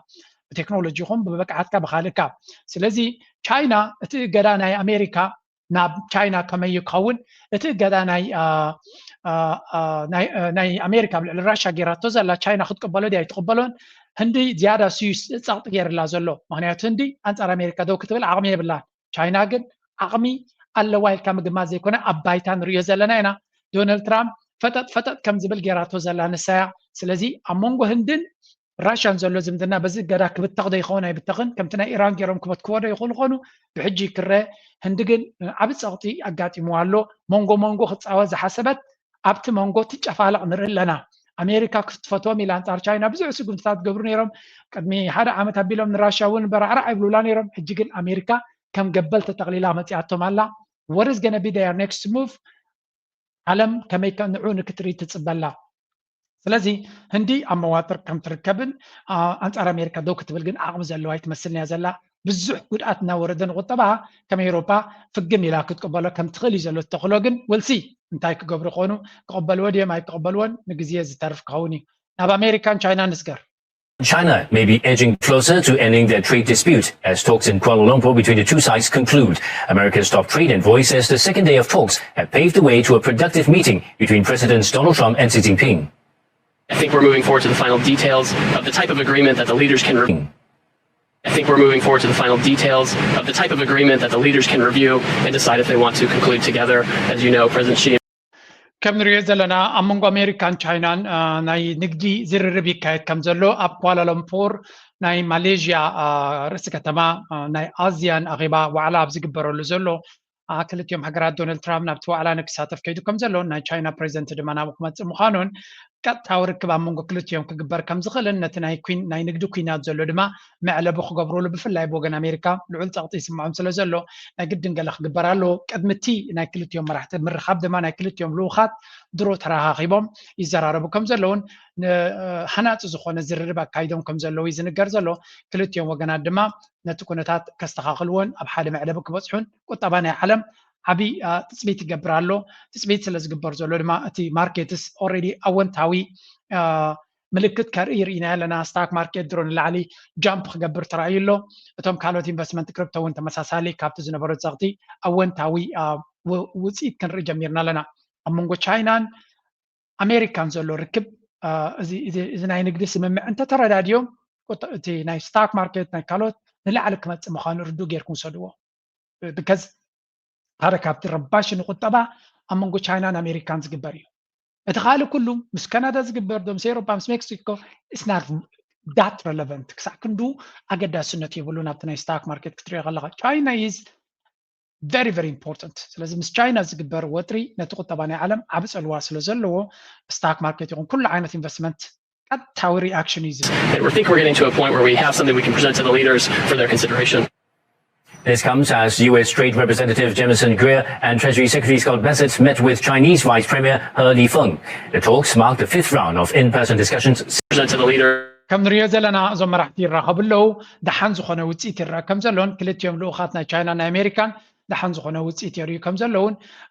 مرد يريو كم زلون أبحد معلبك بس حدما مبزحته إنفسترن قطباتنا على من تبي وزلويو بتخين بتي إذا كنت تعتزي بقربات على بقربات كهاتلو زلان وتسيت ناتو نخطر دما تثبيت كبر زلان مخانو مجنزاب يدلي كابز قصيلنا أمريكا بتحادى سلام كدل خلا نبتخال دما كوينات مخانس الذي تعرف نبتخال كان خي. President Nicolás Maduro has accused Washington of what he calls fabricating a war against his country. The U.S. is escalating its military presence in Latin America by deploying its most advanced warship. Earlier, the Pentagon said it killed 6 men in a strike in international waters in the region, claiming the vessel was smuggling drugs from Venezuela. كم نريد لنا فنزويلا مرحنا فنزويلا دما نيكولا مادورو أمريكا كوينات تبرخ كم زلا اتكوينات دما زي ترفنا خوني مت كم زلينا نرزلنا نسوب تتقاقامي زي دراما أمريكا ንዑ ካብ ስልጣን መላይ ነቲ ሃገር ድማ ንምቁፅፃር ትገብሮ ዘላ ምዃኑ እዩ ዝነግር ዘሎ I think ኣብዚ እዋን እዚ ንሱ ዘይተረድኦ ናይ ዶናልድ ትራምፕ ደጋፍን ናይ ቬኔዙዌላ ውድቀትን ዝደሊ ዘሎ ሰብ ጥራይ እምበር እቲ ኩነታት ካብ አፉን ስምዖ ወድሃን We begin tonight with Elliot Ackerman, former Marine Raider, CIA Special Activities Officer, author of Recon Marine. You don't need a carrier battle group to blow up a couple of drug running boats,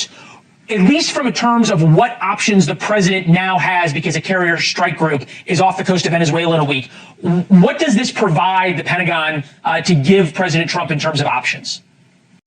እንታይ ዝብል ዘሎ ብዙሕ ርቀት ዘድልየ ኣይኮነን ናይ ሓሽሽ አንቀሳቀስቲ ክትቋፀር ናይ ነፈርቲ ኩናት ተሰከመት መራኽብ ናብ ቬኔዙዌላ ዘፀግዕ ምክንያት የብልካን እዚ ንማንም ከሽክዕ ዝኽእል ኣይኮነን እዚ ንጹር ዝኾነ እቲ ዕላማ ንምንታይ ምዃኑ እንታይ መስለኩም ይብሎም ኣሎ ግን እቲ ሕቶ መልሲ ናቱ ኣብቲ ሕቶ እዩ ዘሎ ምክንያቱ ኩናት ይደልዩ ከም ዘለውን ንቬኔዙዌላ ድማ ነቲ ስርዓት ንምቅያር ብካልእ አጀንዳታት ክሰልእ ስለዘይከኣለ ቀጥታዊ ኩናት ወይ ቀጥታዊ ምሕራም ክገብሩ ከም ዝኽእሉ ዘርኢ ምልክታት እዩ ዝረአ ዘሎ እዩ ዝበሃል ዘሎ بحق زحزنيو ግን it is what it is. Well, I think it's more than Venezuela. That's the first thing. I think there's different sets of issues. Number one is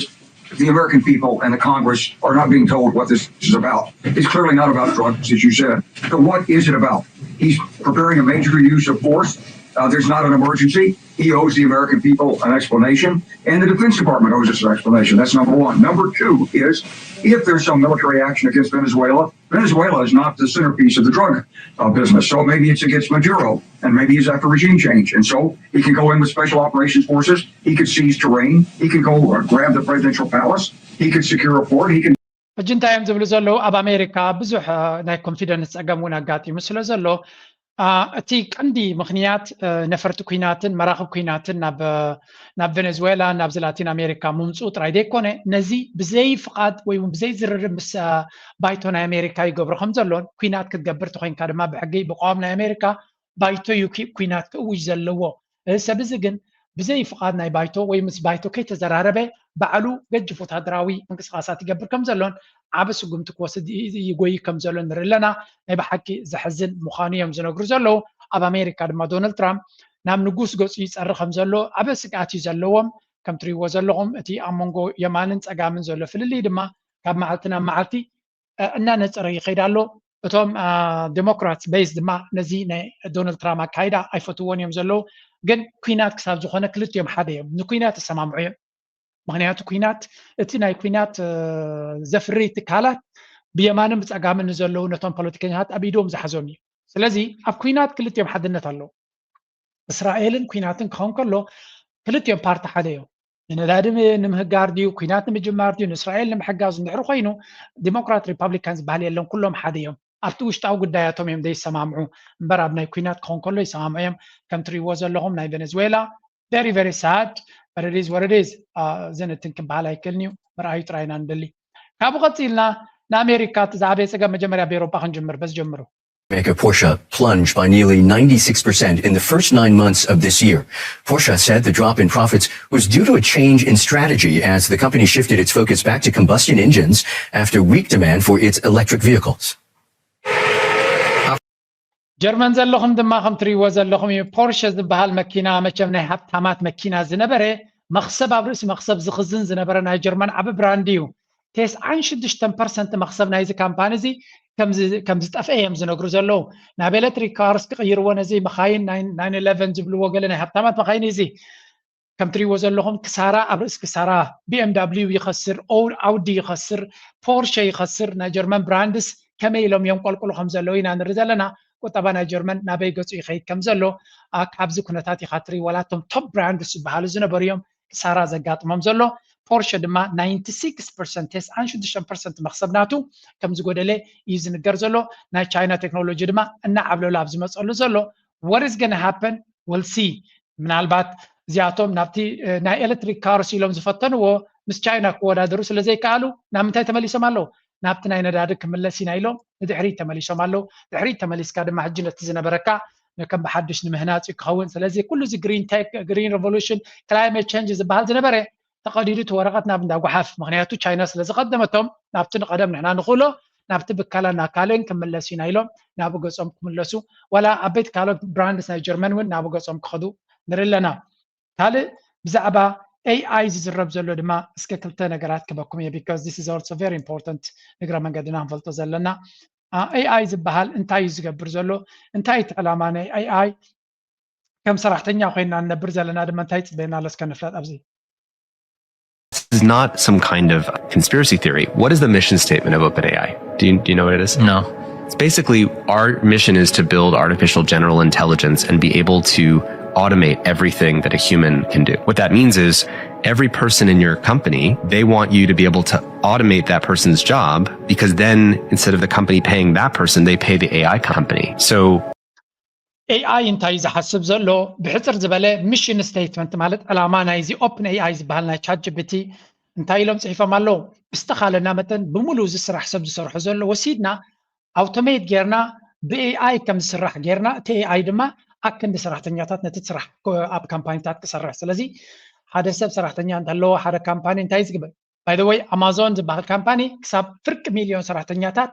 ብሮቦት ክቕይር ምዃኑ ገሊጹ ለንቀነ ውይ ከብል ቀኒ ኢሎ روبوتات بAI باور ዝኾኑ ብናይ AI ሓንጎል ዝሓስቡ ሮቦታት ኣምፅኡ ነዚ ኩሉ ኣማዞን ዝሰርሕ ዘሎ ሰብ ክሳብ ፍርቂ ሚሊዮን ሰራሕተኛታት በዞም ሮቦታት ገይሩ ክትከኦም ምዃኑ እዩ ዝንገር ዘሎ ከምኡውን ወላቲ ዎልማርት ዝበሃል ኣሜሪካ ከምኡ ክጥቀም እዩ ምክንያቱ ዶናልድ ትራምፕ ስለ ዝኾነ ፕሬዚደንት ዶናልድ ትራምፕ ኣይግድሰውኒ ናይ ሰራሕተኛ ገለን ስለዚ ኣብ ዘመነ ዶናልድ ትራምፕ ዓብ ሪፕሌስመንት ቲዮሪ ኢና ንርኢ ዘለና ስደተኛ ወይ ገለ ዘይኮነ መብዛሕቲ ሰብ ስደተኛታት መፅኦም ስራሕና ወሲዶምናዮም ዝብሉ እቲ ስራሕካ ዝወስድ ፅባሕ ንጎ ግን AI ምዃኑ እዩ ኣብዘን ዝመፃ ዘሎ 5 ዓመት ድማ እዩ ዝብል እዚ ሓደ ዓብ ሪሰርቸር ናይ AI እዩ it's just imagine all these companies that are currently paying their hundreds of employees and all the dollars are flowing down to them and then suddenly this new country of geniuses in a data center pops up onto the world map. That's Dario Amadai's phrase. He's the CEO of Anthropic. So he says like AI is like a country of geniuses in a data center. So imagine literally a world map and a new country popped up the size of China, but it doesn't have a physical geography. And it has a population of 100 million. كم تريوا زلهم زوم كامباينتات ናይ AI እንታይም ዝምስርቱ ዘለው ሃገራት እዮም ክትብሎም ትኽእል ምክንያቱ AI ማለት AI ብሬን ማለት ኣብ ሳይንስ ተመፂኻ ዝበለፀ ርእሲ ናይ ሳይንስ ክሕዝ ዝኽእል እዩ ስለዚ እዞም ሰባት እዚኣቶም ዝፈጥርዎ ዘለዎ ዓቕሚ ምናልባት ሎሚ ብትኽክል ሰብ ክትክእ ኣይክእልኒ ተበልካ ኣብ ዝመፅእ ዘሎ 5 ዓመት ናማዕበለ ምስ ከደ ግን ካልእ ነገር ይከውን ዝኽእል ስለዚ AI ዝበሃል ሰራሕተኛታት ንኽትክእ ተን ካምፓኒታት ለይትን መዓልትን ናብኡ እየን ዝጎያ ዘለዋ ስለዚ ልዑል ጥንቃቐ ክግበር ከም ዘለዎ እዩ ዘጠንቅቕ ዘሎ መንግስቲ ግን ዝኾነ ይኹን ስጉምቲ ዝኾነ ይኹን ተበግሶ ይወስድ የለን ናይ ዝኾነ ይኹን ፖለቲከኛ ድማ ብዛዕባ እዚ ዛረባ ይሰምዐን ኢኻ ኣክንዲ ብዛዕባ እዚ ብዛዕባ ዶብና ክንዓፅው ኣለና ስደተኛታት ካብ ሜክሲኮን ላቲን ኣሜሪካን መፂኦም ናይ ዝእቡ ፖለቲከኛ ትሰምዕ AI ግን ትዛዕበየ ሰራሕተኛታት ክትክእ ዝጎይ ዘሎ ብዛዕባኡ ግን ዝዛረብ ሰብ የለን እናበለ ይዛረብ ዘሎ ልዑል ጥንቃቐ ዘድልዮ ግዜ እዩ ናይ መወዳእታ ናብዚ ክንሰግር ኢና Clients to pledge Bitcoin and Ether as collateral for loans. Leslie Picker is joining us now with details. Hi, Leslie. Hey, Morgan. Yeah, and chatting with sources familiar with the matter, I'm told it's still early days. And for now, the concept is limited to the firm's trading business. JP Morgan's trading business has, for a few months now, accepted IBIT, the ETF, as a form of collateral, which it sees as less volatile as the underlying currency. However, I'm told that certain hedge Morgan is allowing እንታይ ይብሉና ኣለዉ ሰምዑ ኣለኹም ዲኹም ናይ ብሓቂ ዓለምና ከመይ ኢላ ከም ትቕየር ዘላ ኩሉ ግዜ ዝነግረኩም ኣነ ፋሲኔትስ ሚ ከምዚ ኢሉ ሓድሽ ነገር ንኽፍፀም ኣብ መዓልታዊ ንመጀመርያ ያነ ንሓደ ኢቨንት ዝከታተሎ ዘለኹ ንቢትኮይን ናይ ዓለምና ዝዓበየ ባንክ መን እዩ ዝበሃል JP Morgan Chase ዝበሃል እዚ ብየማን ዘሎ ድማ CEO ናት እዩ እንታይ ዝብል ዘሎ መጀመርያ ቢትኮይን ክትምሰስ ኣለዎ ጥቕሚ ዘይብሉ ሳክት ቁም ነገር ዘይብሉ ስካም እዩ ዝብሎ ዝነበረ እዩ ሎሚ ባንክ ናቱ እቲ ዝዓበየ ባንክ እንታይ ይብላ ኣሎ ገዛ ክትገዝእ እንድሕር ደሊኻ ቢትኮይን ከም ኮላተራል ከም ሓደ መትሓዚ ጌርካ ገዛ ክትገዝእ ትኽእል ኢኻ and I'm going to do this one day ምክንያቱ ኣክንዲ 10-20% ናይ ገንዘብካ ኣትሒዝካ ዘይትጥቀመሉ ንሱ ብኡ ጌርካ ገዛ ትገዝእ ትሕጃ ቢትኮይን ኣትሒዝካ ቢትኮይን ይሰርሓልካ ግን ንሱ ስለ ዘለካ እቲ ገዛ እንተኸሲርካ ንዑ ክወስዱ ስለ ዝኽእሉ ሶም እንታይ ትገብር ንዑ ኣትሒዝካ እቲ ቢትኮይን ይዓብየልካ ኣሎ ስኻ ድማ ገዛ ክትገዝእ ትኽእል and this is the most important thing ምክንያቱ ክሪፕቶ ወይ ቢትኮይን ንላዕሊ ክመፁ ምዃኖም በዚኻ ትፈልጥ እቶም ባንክታት ነቲ ቢትኮይን ተቐቢሎም ጥራይ ደይኮነስ ንቢትኮይን ደይኮነ ተቐቢሉ ዘሎ ነቲ ETF ዝበሃል ናይ ብላክ ሮክ ETF ንዑ ከም ትሕጃ ክትገብሮ ትኽእል ኢኻ ዝብል ዘሎ ነዚ ኢቢት ዝብል ዘሎ ማለት እዩ እዚ ኻ እንታይ ዘርእየካ things are changing very fast and tom ነዚ ኩነታት እዚ ወላ ሓንቲ ዘይትገብሩ ዘለኹም ድማ ትሕዝኑ ተጠቀሙሉ ትዕድል ክብለኩም ይደሊ እዚ ትሪእዎ ዘለኹም ድማ ኣብ ስዊዘርላንድ እዩ ኣብ ሉጋኖ ዝበሃል ከተማ ናይ ስዊዘርላንድ ናይ ክሪፕቶ ከተማ ዝኾነ ናይ ቢትኮይን መስራቲ እቲ ናካሞቶ ሳቶሺ ናካሞቶ ዝበሃል ናቱ ሓወልቲ ገይሮም ኣብ ከተማ ሓወልቲ ናቱ ክምረቕ ከሎ ዝግበር ዘሎ እዩ ስለዚ ኣብ ምስሉ ይረአኒ ግን ከም ሓወልቲ ገይሮም ዝገብርዎ ዘሎ እዩ ስለዚ this is becoming the norm and the normal thing ስለዚ እቶም ነዚ ኩነታት ዘይትጥቀሙሉ ዘለኹም ሓደ ዓቢ ዕድል ይሓልፈኩም ኣሎ ተጠቀሙሉ ክብለኩም ይደሊ እቶም ትጥቀሙ ዘለኹም ድማ ቀጽሉ ጥራይ ክብለኩም ዝኽእል let's go now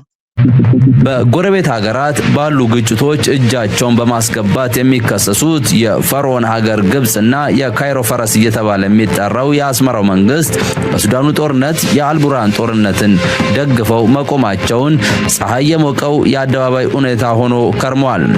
ይህ ኢሳያስና የአልሲሲ ፖሊሲ ግን ለሀገራቸው ከባድ መዘዝ ይዞባቸው እየመጣ ነው። ከሰሞኑ በምጽዋ ወደብ በርካታ የኢራን መሳሪያዎች መራገፋቸው ተነግሯል። ይህ መሳሪያ የተራገፈው ደግሞ ለሱዳን ብሔራዊ ጦር እንዲደርስ እንደሆነ መረጃዎች ጠቁመዋል። ይህን ተከትሎ የፈጥኖ ደራሹ ኃይሎች አዛዥ መሐመድ ሐምዳን ዳገሎ ኤርትራን አስጠንቅቀዋል። መቼም ወዮናታን ሐማታ ከም ዝበሃል ብተደጋጋሚ ንኤርትራ ፈረስ ናይ ግብጽ ናይ ካይሮ ዶ ገለና በሉ ባርያስ ባርያ ይበልካይ እኮ ሙሉ ዘበንካ መጋበርያ ኮይንካ ብየማንን ፀጋምን ትሰርሕ ዘለኻሲ ንኤርትራ ከም መጋበርያ ጌርካ ግብጽ ምስ ግብጽ ኮይኑ ምስ ሱዳን ኮይኑ ዝሰርሕ ዘሎ መንግስቲ ናይ ኤርትራ ዓብ ሓደጋ ይመጸሎ ካብ ሓደ ሕሜት ዝበሃል ሽፍታ ክመጽእ ዝኽእል ስግኣት ናይ ኤርትራሲ ከም ሓደ ዓብ ድቃስ ለይቲ ክወስዳ ዝኽእል ገይሮም እዮም ዝዛረብዎ ዘለዉ ኣሜሪካ ምስ ኩሎም ሓይልታት ኣብቲ ከባቢ ዘሎ ኣብ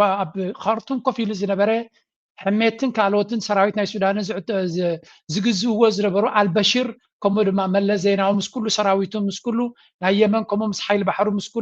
ምስ ኩሉ ናይ ደገ ሓይልታት ኮይኖም ንኤርትራ ከጥፍኡ ዘይከኣልዎሲ ሎሚ ካብቲ ዘለዎ ቦታ ካብ መዓልቲ ናብ መዓልቲ እናተፀፍዐ ዝሃድም ዘሎ ንባዕሉ ሃዲዮም ኣብ ካልእ ኣብ ኢማራት ኮይኑ ዝፍክር ዘሎሲ ንኤርትራ ንጥፍኣታ ዓጢቕላ ከም ዘሎ እዮም ዛረቡ ዘሎ እዚ እንታይ ዘርእየካ ክሳዕ ክንደይ ንኤርትራ ኣኽቢዶም ፍርሃብ ለኤርትራ ዘለዎም ጥራይ ዘርእየና ሕሜት ሕማቅ ገብር አይክልን ይብል ያለውን ስምዑ ኣብዚ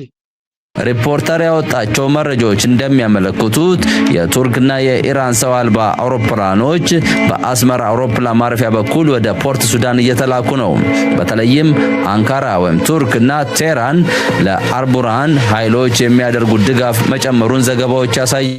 አይ ሐፍሩንየም ሪፖርተር ዲዋላ ዲስፖርተር ዝበሃል ሚዲያ ከም ዝበሎ ናይ ኢራንን ናይ ቱርክን ድሮናት ኣብ አስመራ ወሪዶምሲ ናብ ፖርት ሱዳን ይኸዱ ኣለዉ እምበር ትርእሶም ይሰርሕ እዩ እንታይ ክገብር እዩ ናብ ኤርትራ ወሪዱ ናብ ፖርት ሱዳን ዝኸይድ ኩሉ ሓደ ደይኮነን እቲ ዘገርም ማለት እጂ እቲ ነገር ምስ ኤርትራ ንምትሓሓዙ ዝግበር ዘሎ ድራማ እንድዩ ሱዳን ኣብ ደገ ባሕሪ ኣለዋ መራኽብ ኣለዋ ኤቭሪቲንግ ኣለዋ ከመፅእ እንተደልዩ ብግብፂ ገይሩ ክመፅእ ክእል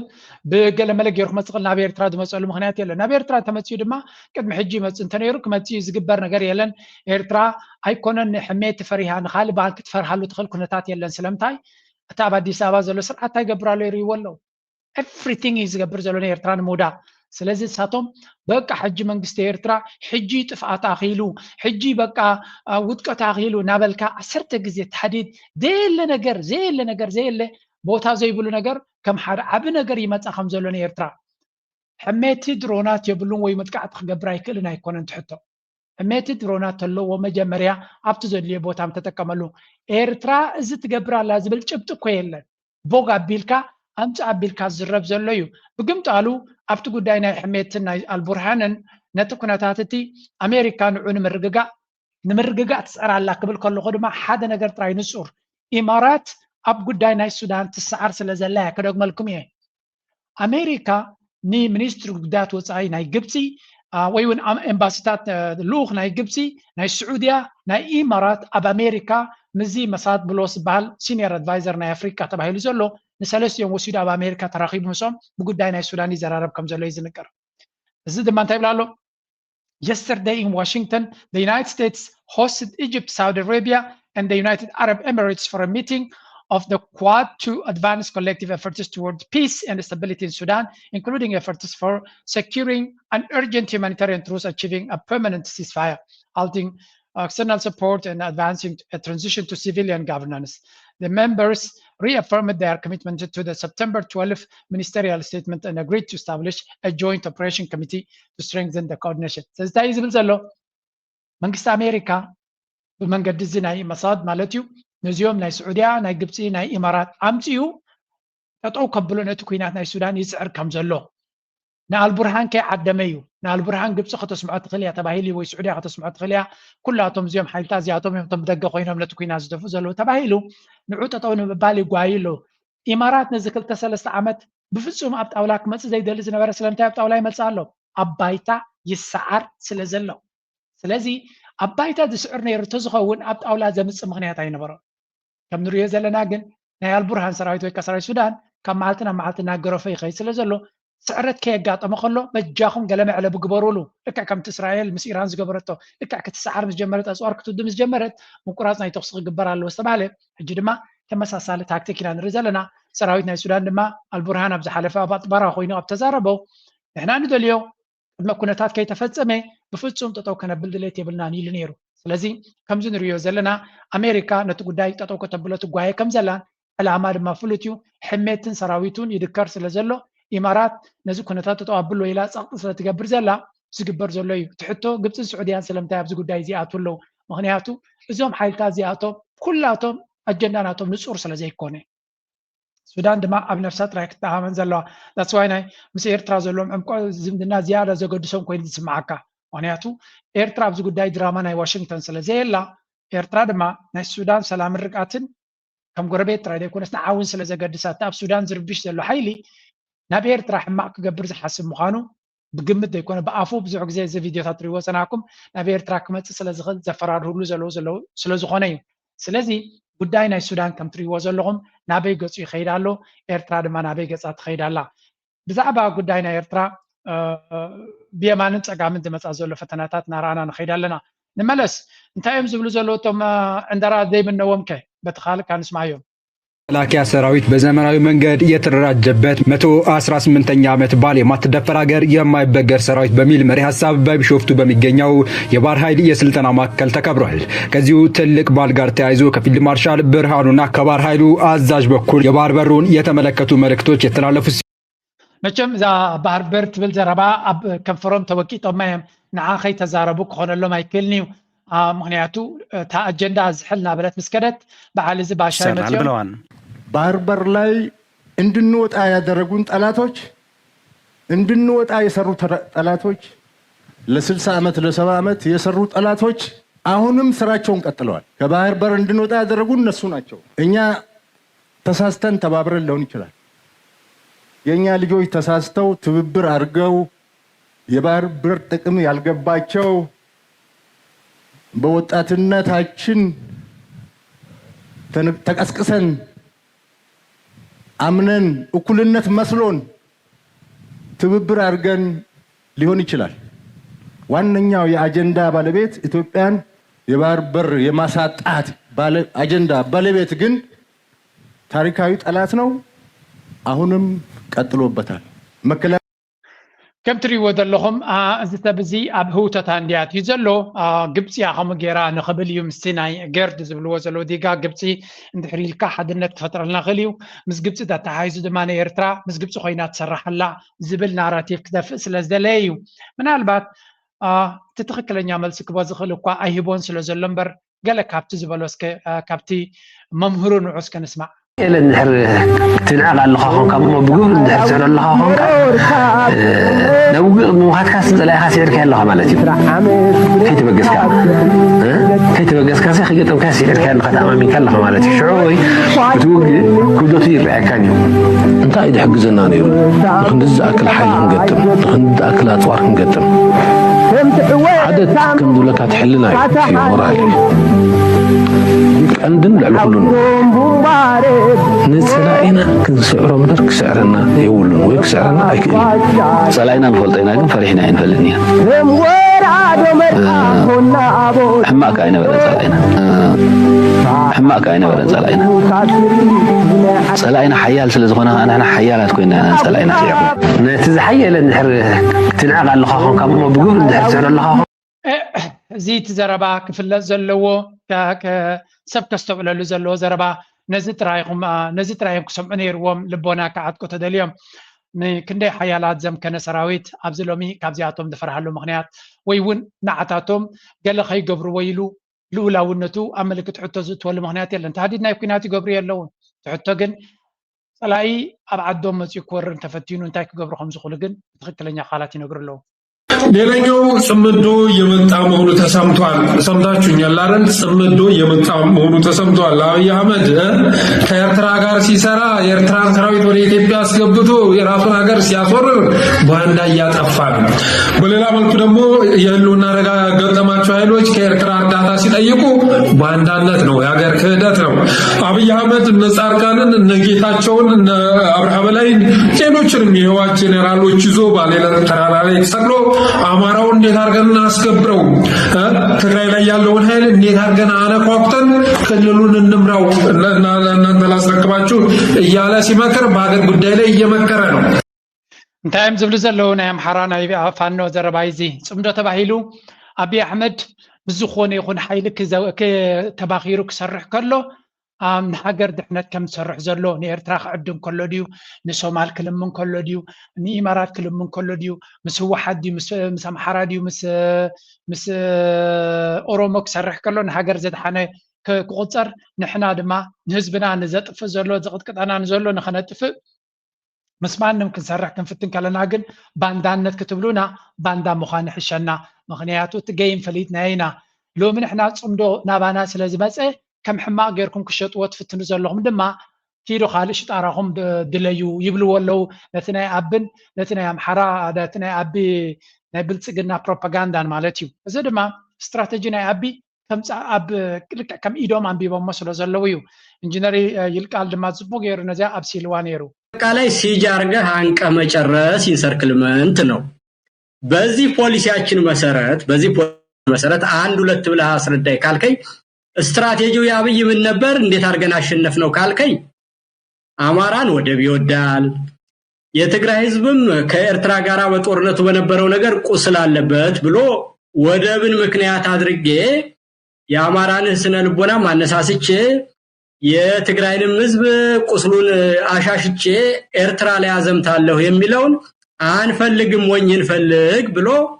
የኤርትራ ኃይሎችም የአማራ ኃይሎችም ዞር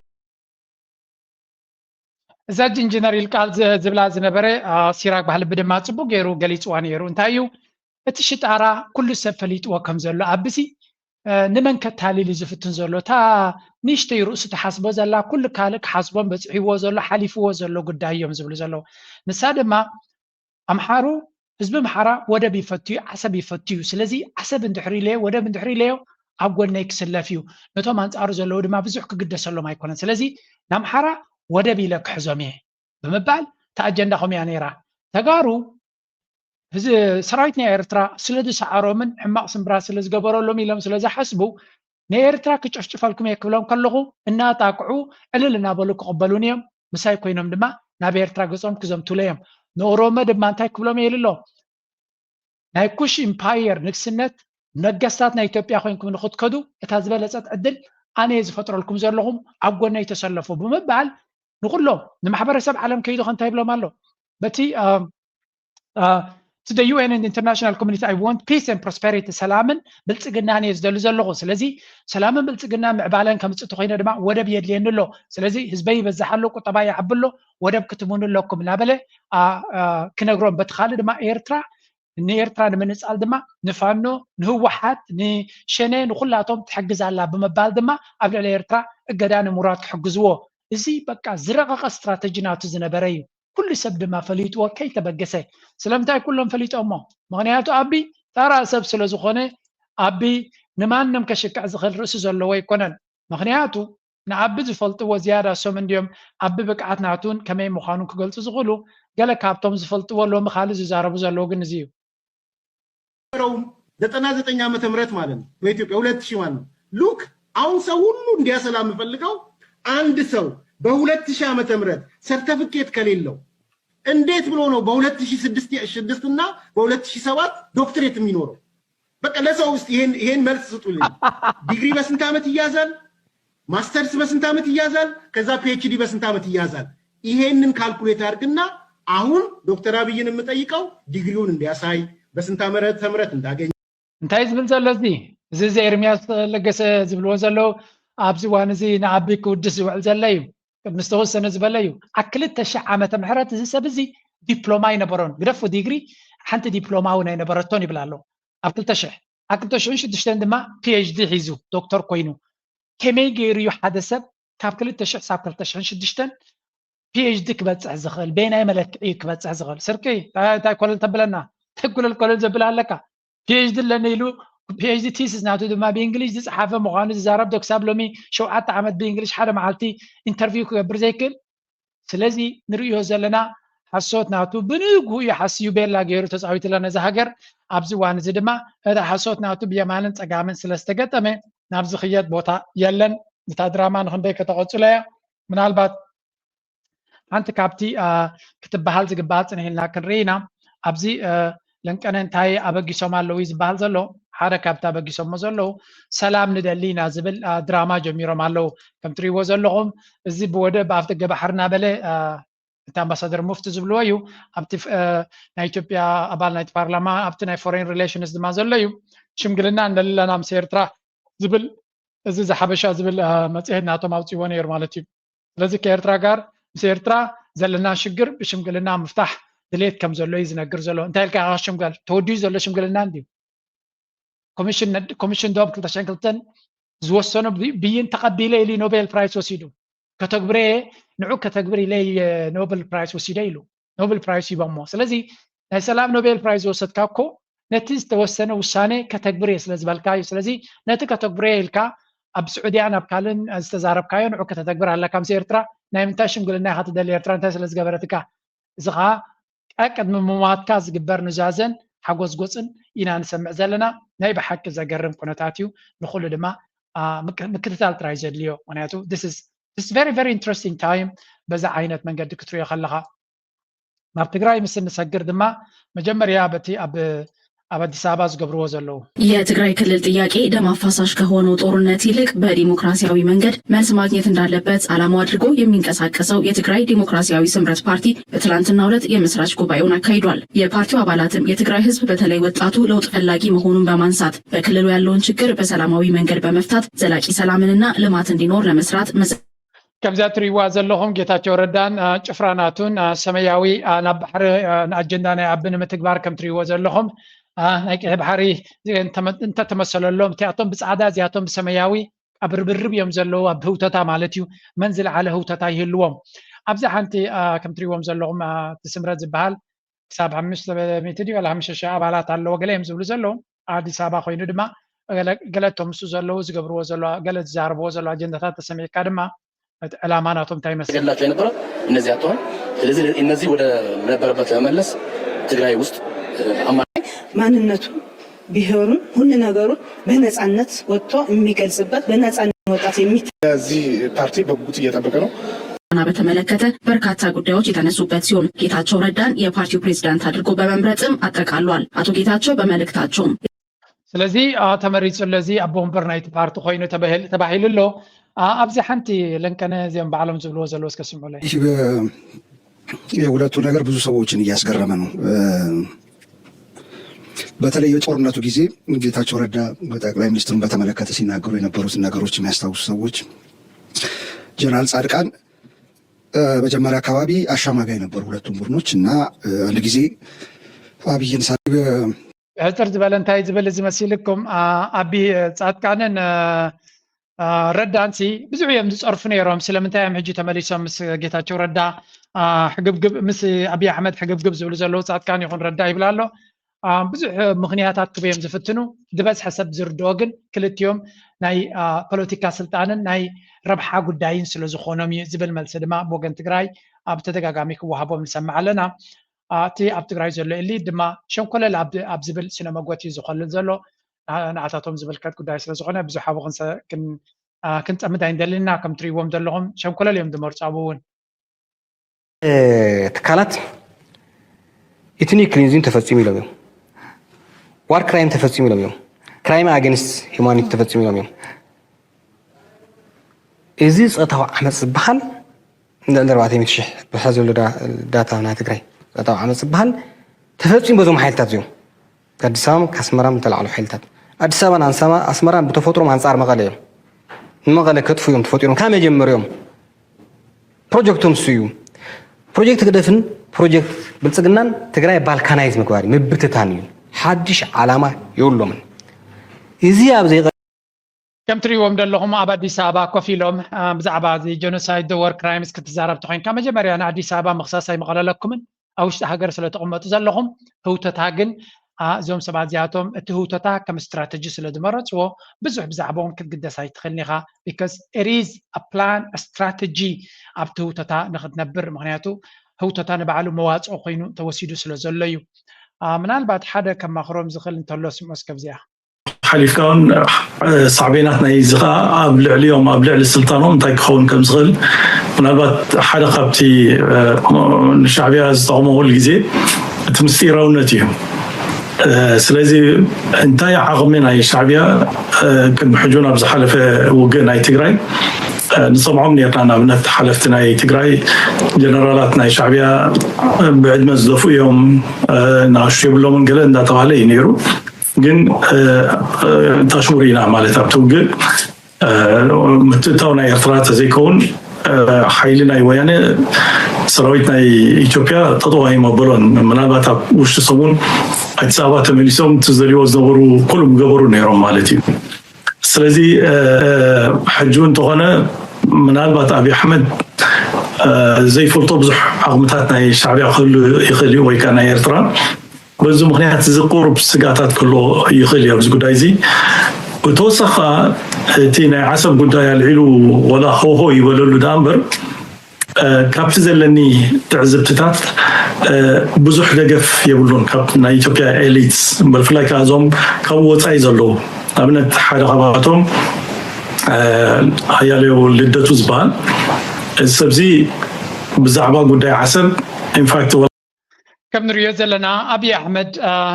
جيجا كالكوليشن قبل الإيرترا كفتم كم زخل عبد الرحمن أتو عبد الرحمن بوحاشم أبتفل عليه بلاتفورمز نيرترا نتي كونتات نيرترا زدقف بوليتيكا مركزنا تبزي قدس أبزوانزي أبغون نيرترا دوز بلون عي أقدس سبات يوم ኤርትራ ምዃን ጥራይ እኹል እዩ ንኤርትራ ክትከላኸለላ ፖለቲካ መረዳእታናትካ ተፈልየ ክኸውን ይኽእል እዩ ብዘየገድስ ልኡላውነትን ግዛታዊ ሓድነትን ንኤርትራ ግን ከገድሰካ ይግባእ ኤርትራዊ ኮይንካ ካብውን እኒአው እንድሕር ኮይንካ ከምዚኣቶም እንድሕር ኮይንካ ግን ትርጉም የብልካን ምክንያቱ ንሓትሕትካ ክትባልዓ ኢኻ ትነብር እዚ ናይ በዓል ፀሊም መዝገብ ምትሓዝ እንድሕዳ ኮይኑ ኢንሻአላህ ኣነ يقولون مزول يقولون لهم بجنزب دايك جبر صنيعه مسيناي كونريال مسيناي حلافي مس ايناي هافتام مسيناي اكل ناي شعبي وي حوالا ناي كل نغرات دلالا معناتيو زغبرو تراخيبو كله صرصطا ناي ايثيوبيا سرح صنيعه كم تسوغه نزول حبريتا زداتا زخا كم منكس ايثيوبيا نمصانا انا ولا انت ايصغمناني معناتيو ابا አዲስ አበባ ግን ዘም ሐዋትና ግዳይ ኮይኑ ወቃት አሽረም አለው መቀፀልታ ናይቶም ኣብ ትግራይ ግዳይ ዝኾኑ ወላ ሓንቲ ካልእ ሓድሽ ዝበሃል ነገራት የለን እዚኦም ከም ትሪእዎም ዘለኹም ንሓትሕትካ ምብላዕ ንሓትሕትካ ክትመናጨት ምውዓል ዕላማ ዘይብሉ እንድሕር ኮይኑ ኩሉ ግዜ ከምዚ ትሪእዎ ዘለኹም ሓንቲ ስጉምቲ ንቕድሚት ከይከትካ 99 ስጉምቲ ንድሕሪት ናኸትካ ንሓትሕትካ ክትባላዕ ናይ ብሓቂ የሕዝኑኻዮም ግን ፅቡቕ ኢኻ ሓደ ስንታይ ኢልዎም ፊልሞን ዝበሃል ሓደ ቅዱስ ኤርትራዊ ኣሎ ኣብ ቲክቶክ ዝነጥፍ ከምዚ ኢሎም ሕንፍሽፍሽ ክብሉ ከሎ ክሪኦም ከሎ እንታይ ብል ማስጣ ኤርትራ እዩ እዚ ማስጣ ኤርትራ ይወርዶም ዘሎ ዝወርደኩም ዘሎ ናበለይ ትዛረብ ስለዚ ማስጣ ኤርትራ ብዘይ ክንደይ ቀያሕቲ ዝተኸፍሉላ ሃገር ከተናሹ ብዋዛን ፈዛዛን ሉላውነት ናይ ሃገርን ሰማዕታትን ክደፍር ትውዕል እንተነርካ መወዳታ ነዚ ዝመስል እቲ ምዕልቦናትካ ወገነ ኤርትራ ድማ ሓደ ክልተ ክንርኢ ሓደ ካብቲ ኣብዚ ሚድያ ብዙሕ ግዜ ዝዛረበሉ ዝነበሩ እተን መራኸብ ናይ ኣዘርቤጃን ናብ ኤርትራ ሉላዊ ክልል ማይ ናይ ኤርትራ ዝተረኸባ መስል ተሓዛ قال حدا 4 ديوم زخونو مارشال شدشت سريلانكا دك سريلانكا زخونو مارشال سعوز نبرو أبيرترا أبتحت قيد زنبرو تسديدهم ناب عدهم كم زعتبو قليسهم كم زلوا يزنقر. The 18 Azerbaijan crew members were previously released. قالوا عسرت الشمنتة دك أذربيجان زخونا بتمركب زنبرو كم استملسون ذكر كوينو ناي سريلانكا تريفهم زنبرو شد شد ما تملي سمالو. The armed maritime security personnel were taken into custody on لشو عته ورحي عسرت حدا قد معامت عبد المالك إسرائيل 4 كمونس عسرت الشمنتة كم تتحزو دحري كل ماينا إرترا أبكي بحر متاوم كم ستعزو من ثلاثة Azerbaijan flagged vessels operated by Caspian Marine Services بزبال مالتيو. سلازي these vessels have reportedly sailed several kilometers inside Eritrea بمبالا وصيو منيرم. سلازي توم تتعيزهم زنبرو تسديدهم نابعدهم عتيوم اللو أقداسي زدما مغنياتو كالد دراما مسرحي كتكاملهم سلازو غولي إرترا دما زاكل غزي وسيدا مزنعتا كايدا زغبرتهم خانو زون أقداسي معبالو قيني سمعني مغنياتو أبزوانزي نعنا بحما كتكتسنا زغل ولا ون أبلولاوي كل ما ينا إرتران تتحزو نتوم نهجراوي حدنتنا زدلي عطون حبريتا مسرخبكا نعتاتهم مجلجال صبوا كيني سمعنا بيكوز أبز حجينة international community زخون يكون أنت أرنا تتوقف للزغل من قديك فترة اللي بلنا مغنياتو إرترا بزوانزي مسيو إن تخدو زلا كنتات أبقمتي تخاخا خطرية زلكا سلمتا يكم زبل زلغو UN كم حنت أبي رول موديل نيرترا يوم دوستو وازلو أبزي كربا معلتات UN داي تباهيلو استقلته منستر قداتو تاي هاجر إيرتراتو عثمان صالح دما استرقبو مسنا UN agencies بمولهم استقبر ركب كم زنبرن نا إيرترا موديل وسيتاو كم زخونة دما يمزنو غرزلو سرحنا UN نلمعتاو تلوخونا UN بس ناي منقستك قدامنتات بحد انتغير كاسر حكايو زبالة وسيت كم تزغل مخانون إيرترا أرأيا ويون أبنت كتكون كم تخلي يوم زنوغر زلو نايبا حق دما أبتي لمعتاو مدايات كمون بوليو ديو كتابتات ناي حمامات ديو مخنشاب ناي دكتورسيو ديو تمهرت نهز أنا ديو قرب ناي ماي ديو أب كله تيو إنك قبروز دالي climate resistance ديو ناي climate change resistance ديو إيرترا excellent زخونو قيات قبر كم زلا إيوم زمسكرو لا زلو سلازي إيرترا بعين UN بغ زخونه أمتى رقيبة خمزة ناي أبي أحمد درامات هالدماء نير ترخص له خمزة كل مغنياتهم أبيو إن درجة خيدو كقبر زخلص أجمع كم زي لينا نرزق لنا مغنياتو توم ناي UAE agencies إيرترا تترك لنا أبنت مخانا يمزقلت زلوا منقستن ناي منقست بلاناتن ناي UN بحدن تسريحو بفلا يفتتحت من نابرز زلوا قطرات يخونجله عبي أصوات أو نخدجبر تزبالة زمن قد مخانو بتدقاقامي كقلت وين نرزق لنا تومنا زيانا يفاو حلافيت كون كلا بتاعنا UN agencies الله حلافيت دما بتدقاقامي أنت فيديو نيراتني if I can find it بتدقاقامي إيرترا زمقص نجار كقبرون كزاربون سمي الله I'm very happy إيرترا بخمسة عينة كتكاس مخالة بتدقاقامي أبزون أنت فيديو نيراتن ريام Nations Day 2025 was organized at the National Confederation of Eritrean Workers Hall in Asmara on 22nd October under the theme Self-Reliance, the Eritrean Experience and its Global Relevance. The event was attended by كم جاتري ومزلهم يوم إذا نا UN coordinatorن كالوت agencies نا UNن زركبو مبل 8 عمتنا UN مثلا نبي إيرترا بستقبر له صبغ زخونة سيمبوزيوم بزح كونفرنساتن بزح ركباتن كم استقبره بإيرترا ما بزلا على delegation تساتفا كم زنبرت إيرترا ما بصبغ قل سوان كانوا دوان ريال له نايب حتى لما تحقسنا اسكحنت كابزيا كاوسيلنا خنقص المالتيو السيد الأمين العام لرابطة العالمية عبد الله سعد العويمري السيد المدير عليكم ورحمة الله وبركاته كان حريصا على حضور هذا المؤتمر لولا ظروفه الصحية وإن قبيلة الرشايدة في دولة إريتريا يقرونكم السلام والرشايدة في دولة إريتريا هم من قبائل بني عبس هم شعب صالح ودخلوا زد ماتري وناير تولت الرشايدة كونفرنس بكويت استخايديو كبير إيرتراوي الرشايدة يو نحنا الرشايدة بإيرترا عبي كبرز وهبنا منقست إيرترا دما بصبغ استقبلنا نمت تمهرتن نخال عدلاتنا ون كبرز بنا منقست يزلنا نابليز مسكرة بحد عبي كونفرنس عبدي ماما مالتيو سلازنا هاي الرشايدة دمسي بمسمعنا دما صبغ تسمعنا كابا حليفنا أبتنا محبراوي كنتات كنسجرس كزيا سمعوا لي جناب زنكيد دكتور مساي عندي حصازر دلها انا ابزا سرح زيا فصوم قدوس ايسعمن ايه انت كون كده داي سعم كوينه انا كبرت علن اذا سرح زي يخبروا امبر كمزي له نبر ايدلني حرايدو صح نغو انت يخبلن سمعي انا كنت صح نغو حدارك قبري مرعي يا ولدي تمزري ودقيك تم من اسي زلو وحواتيك اتاقدف انا بنت حيلك اتاقدف كم عقور تقسم تسعم كروس كمل سلك قربت ايكون زاكي بجها ايتقاقه اوكي لازم يجي نانسل متينا انا خشينكم من يزد سقا ما مسكت باسها زعما باس مو جمرو انت ما بي خنير كاز كل اوان هيوتي ذا كاميرا كنت ما يفسر انت جاسر حدا شرم حزام اقولا يغني تهدركي مساخ سرع مو دائما كم تريوار اللهم نزاق العادية نزاق حفتنا وقالنا ويمكن بلا نخلينا كم فرق انت دي 9 كيلو بزع ساعة 5 قبر ولان حية مخانا دما بفتسهم كسادي نخارة ولا سرعكم وصدوا ويلا قديدات ورغتم كم جنزبكم كمالسلكم يا أنا الساعة مني صباح نجوه هيوت كلوني حدار كلوني دقي كل يوم سدراي كل يوم دقي انتاي كل يوم تبل ازي اتجوا بهلنا حزب ኤርትራዩ أوش تعدد ما نزينا خنكنا خنو زلنا مغنياتو اتم دغزلو كمزي مسلو I'm good. Yeah, where are you from? Eritrea. Oh, you're from Eritrea. Okay, introduce yourself. My name is Aduna. I live in the UK. What else do you want to know? How old are you? I'm 26. Okay, what type of a partner are you looking for? Anyone from the age of 30 and above.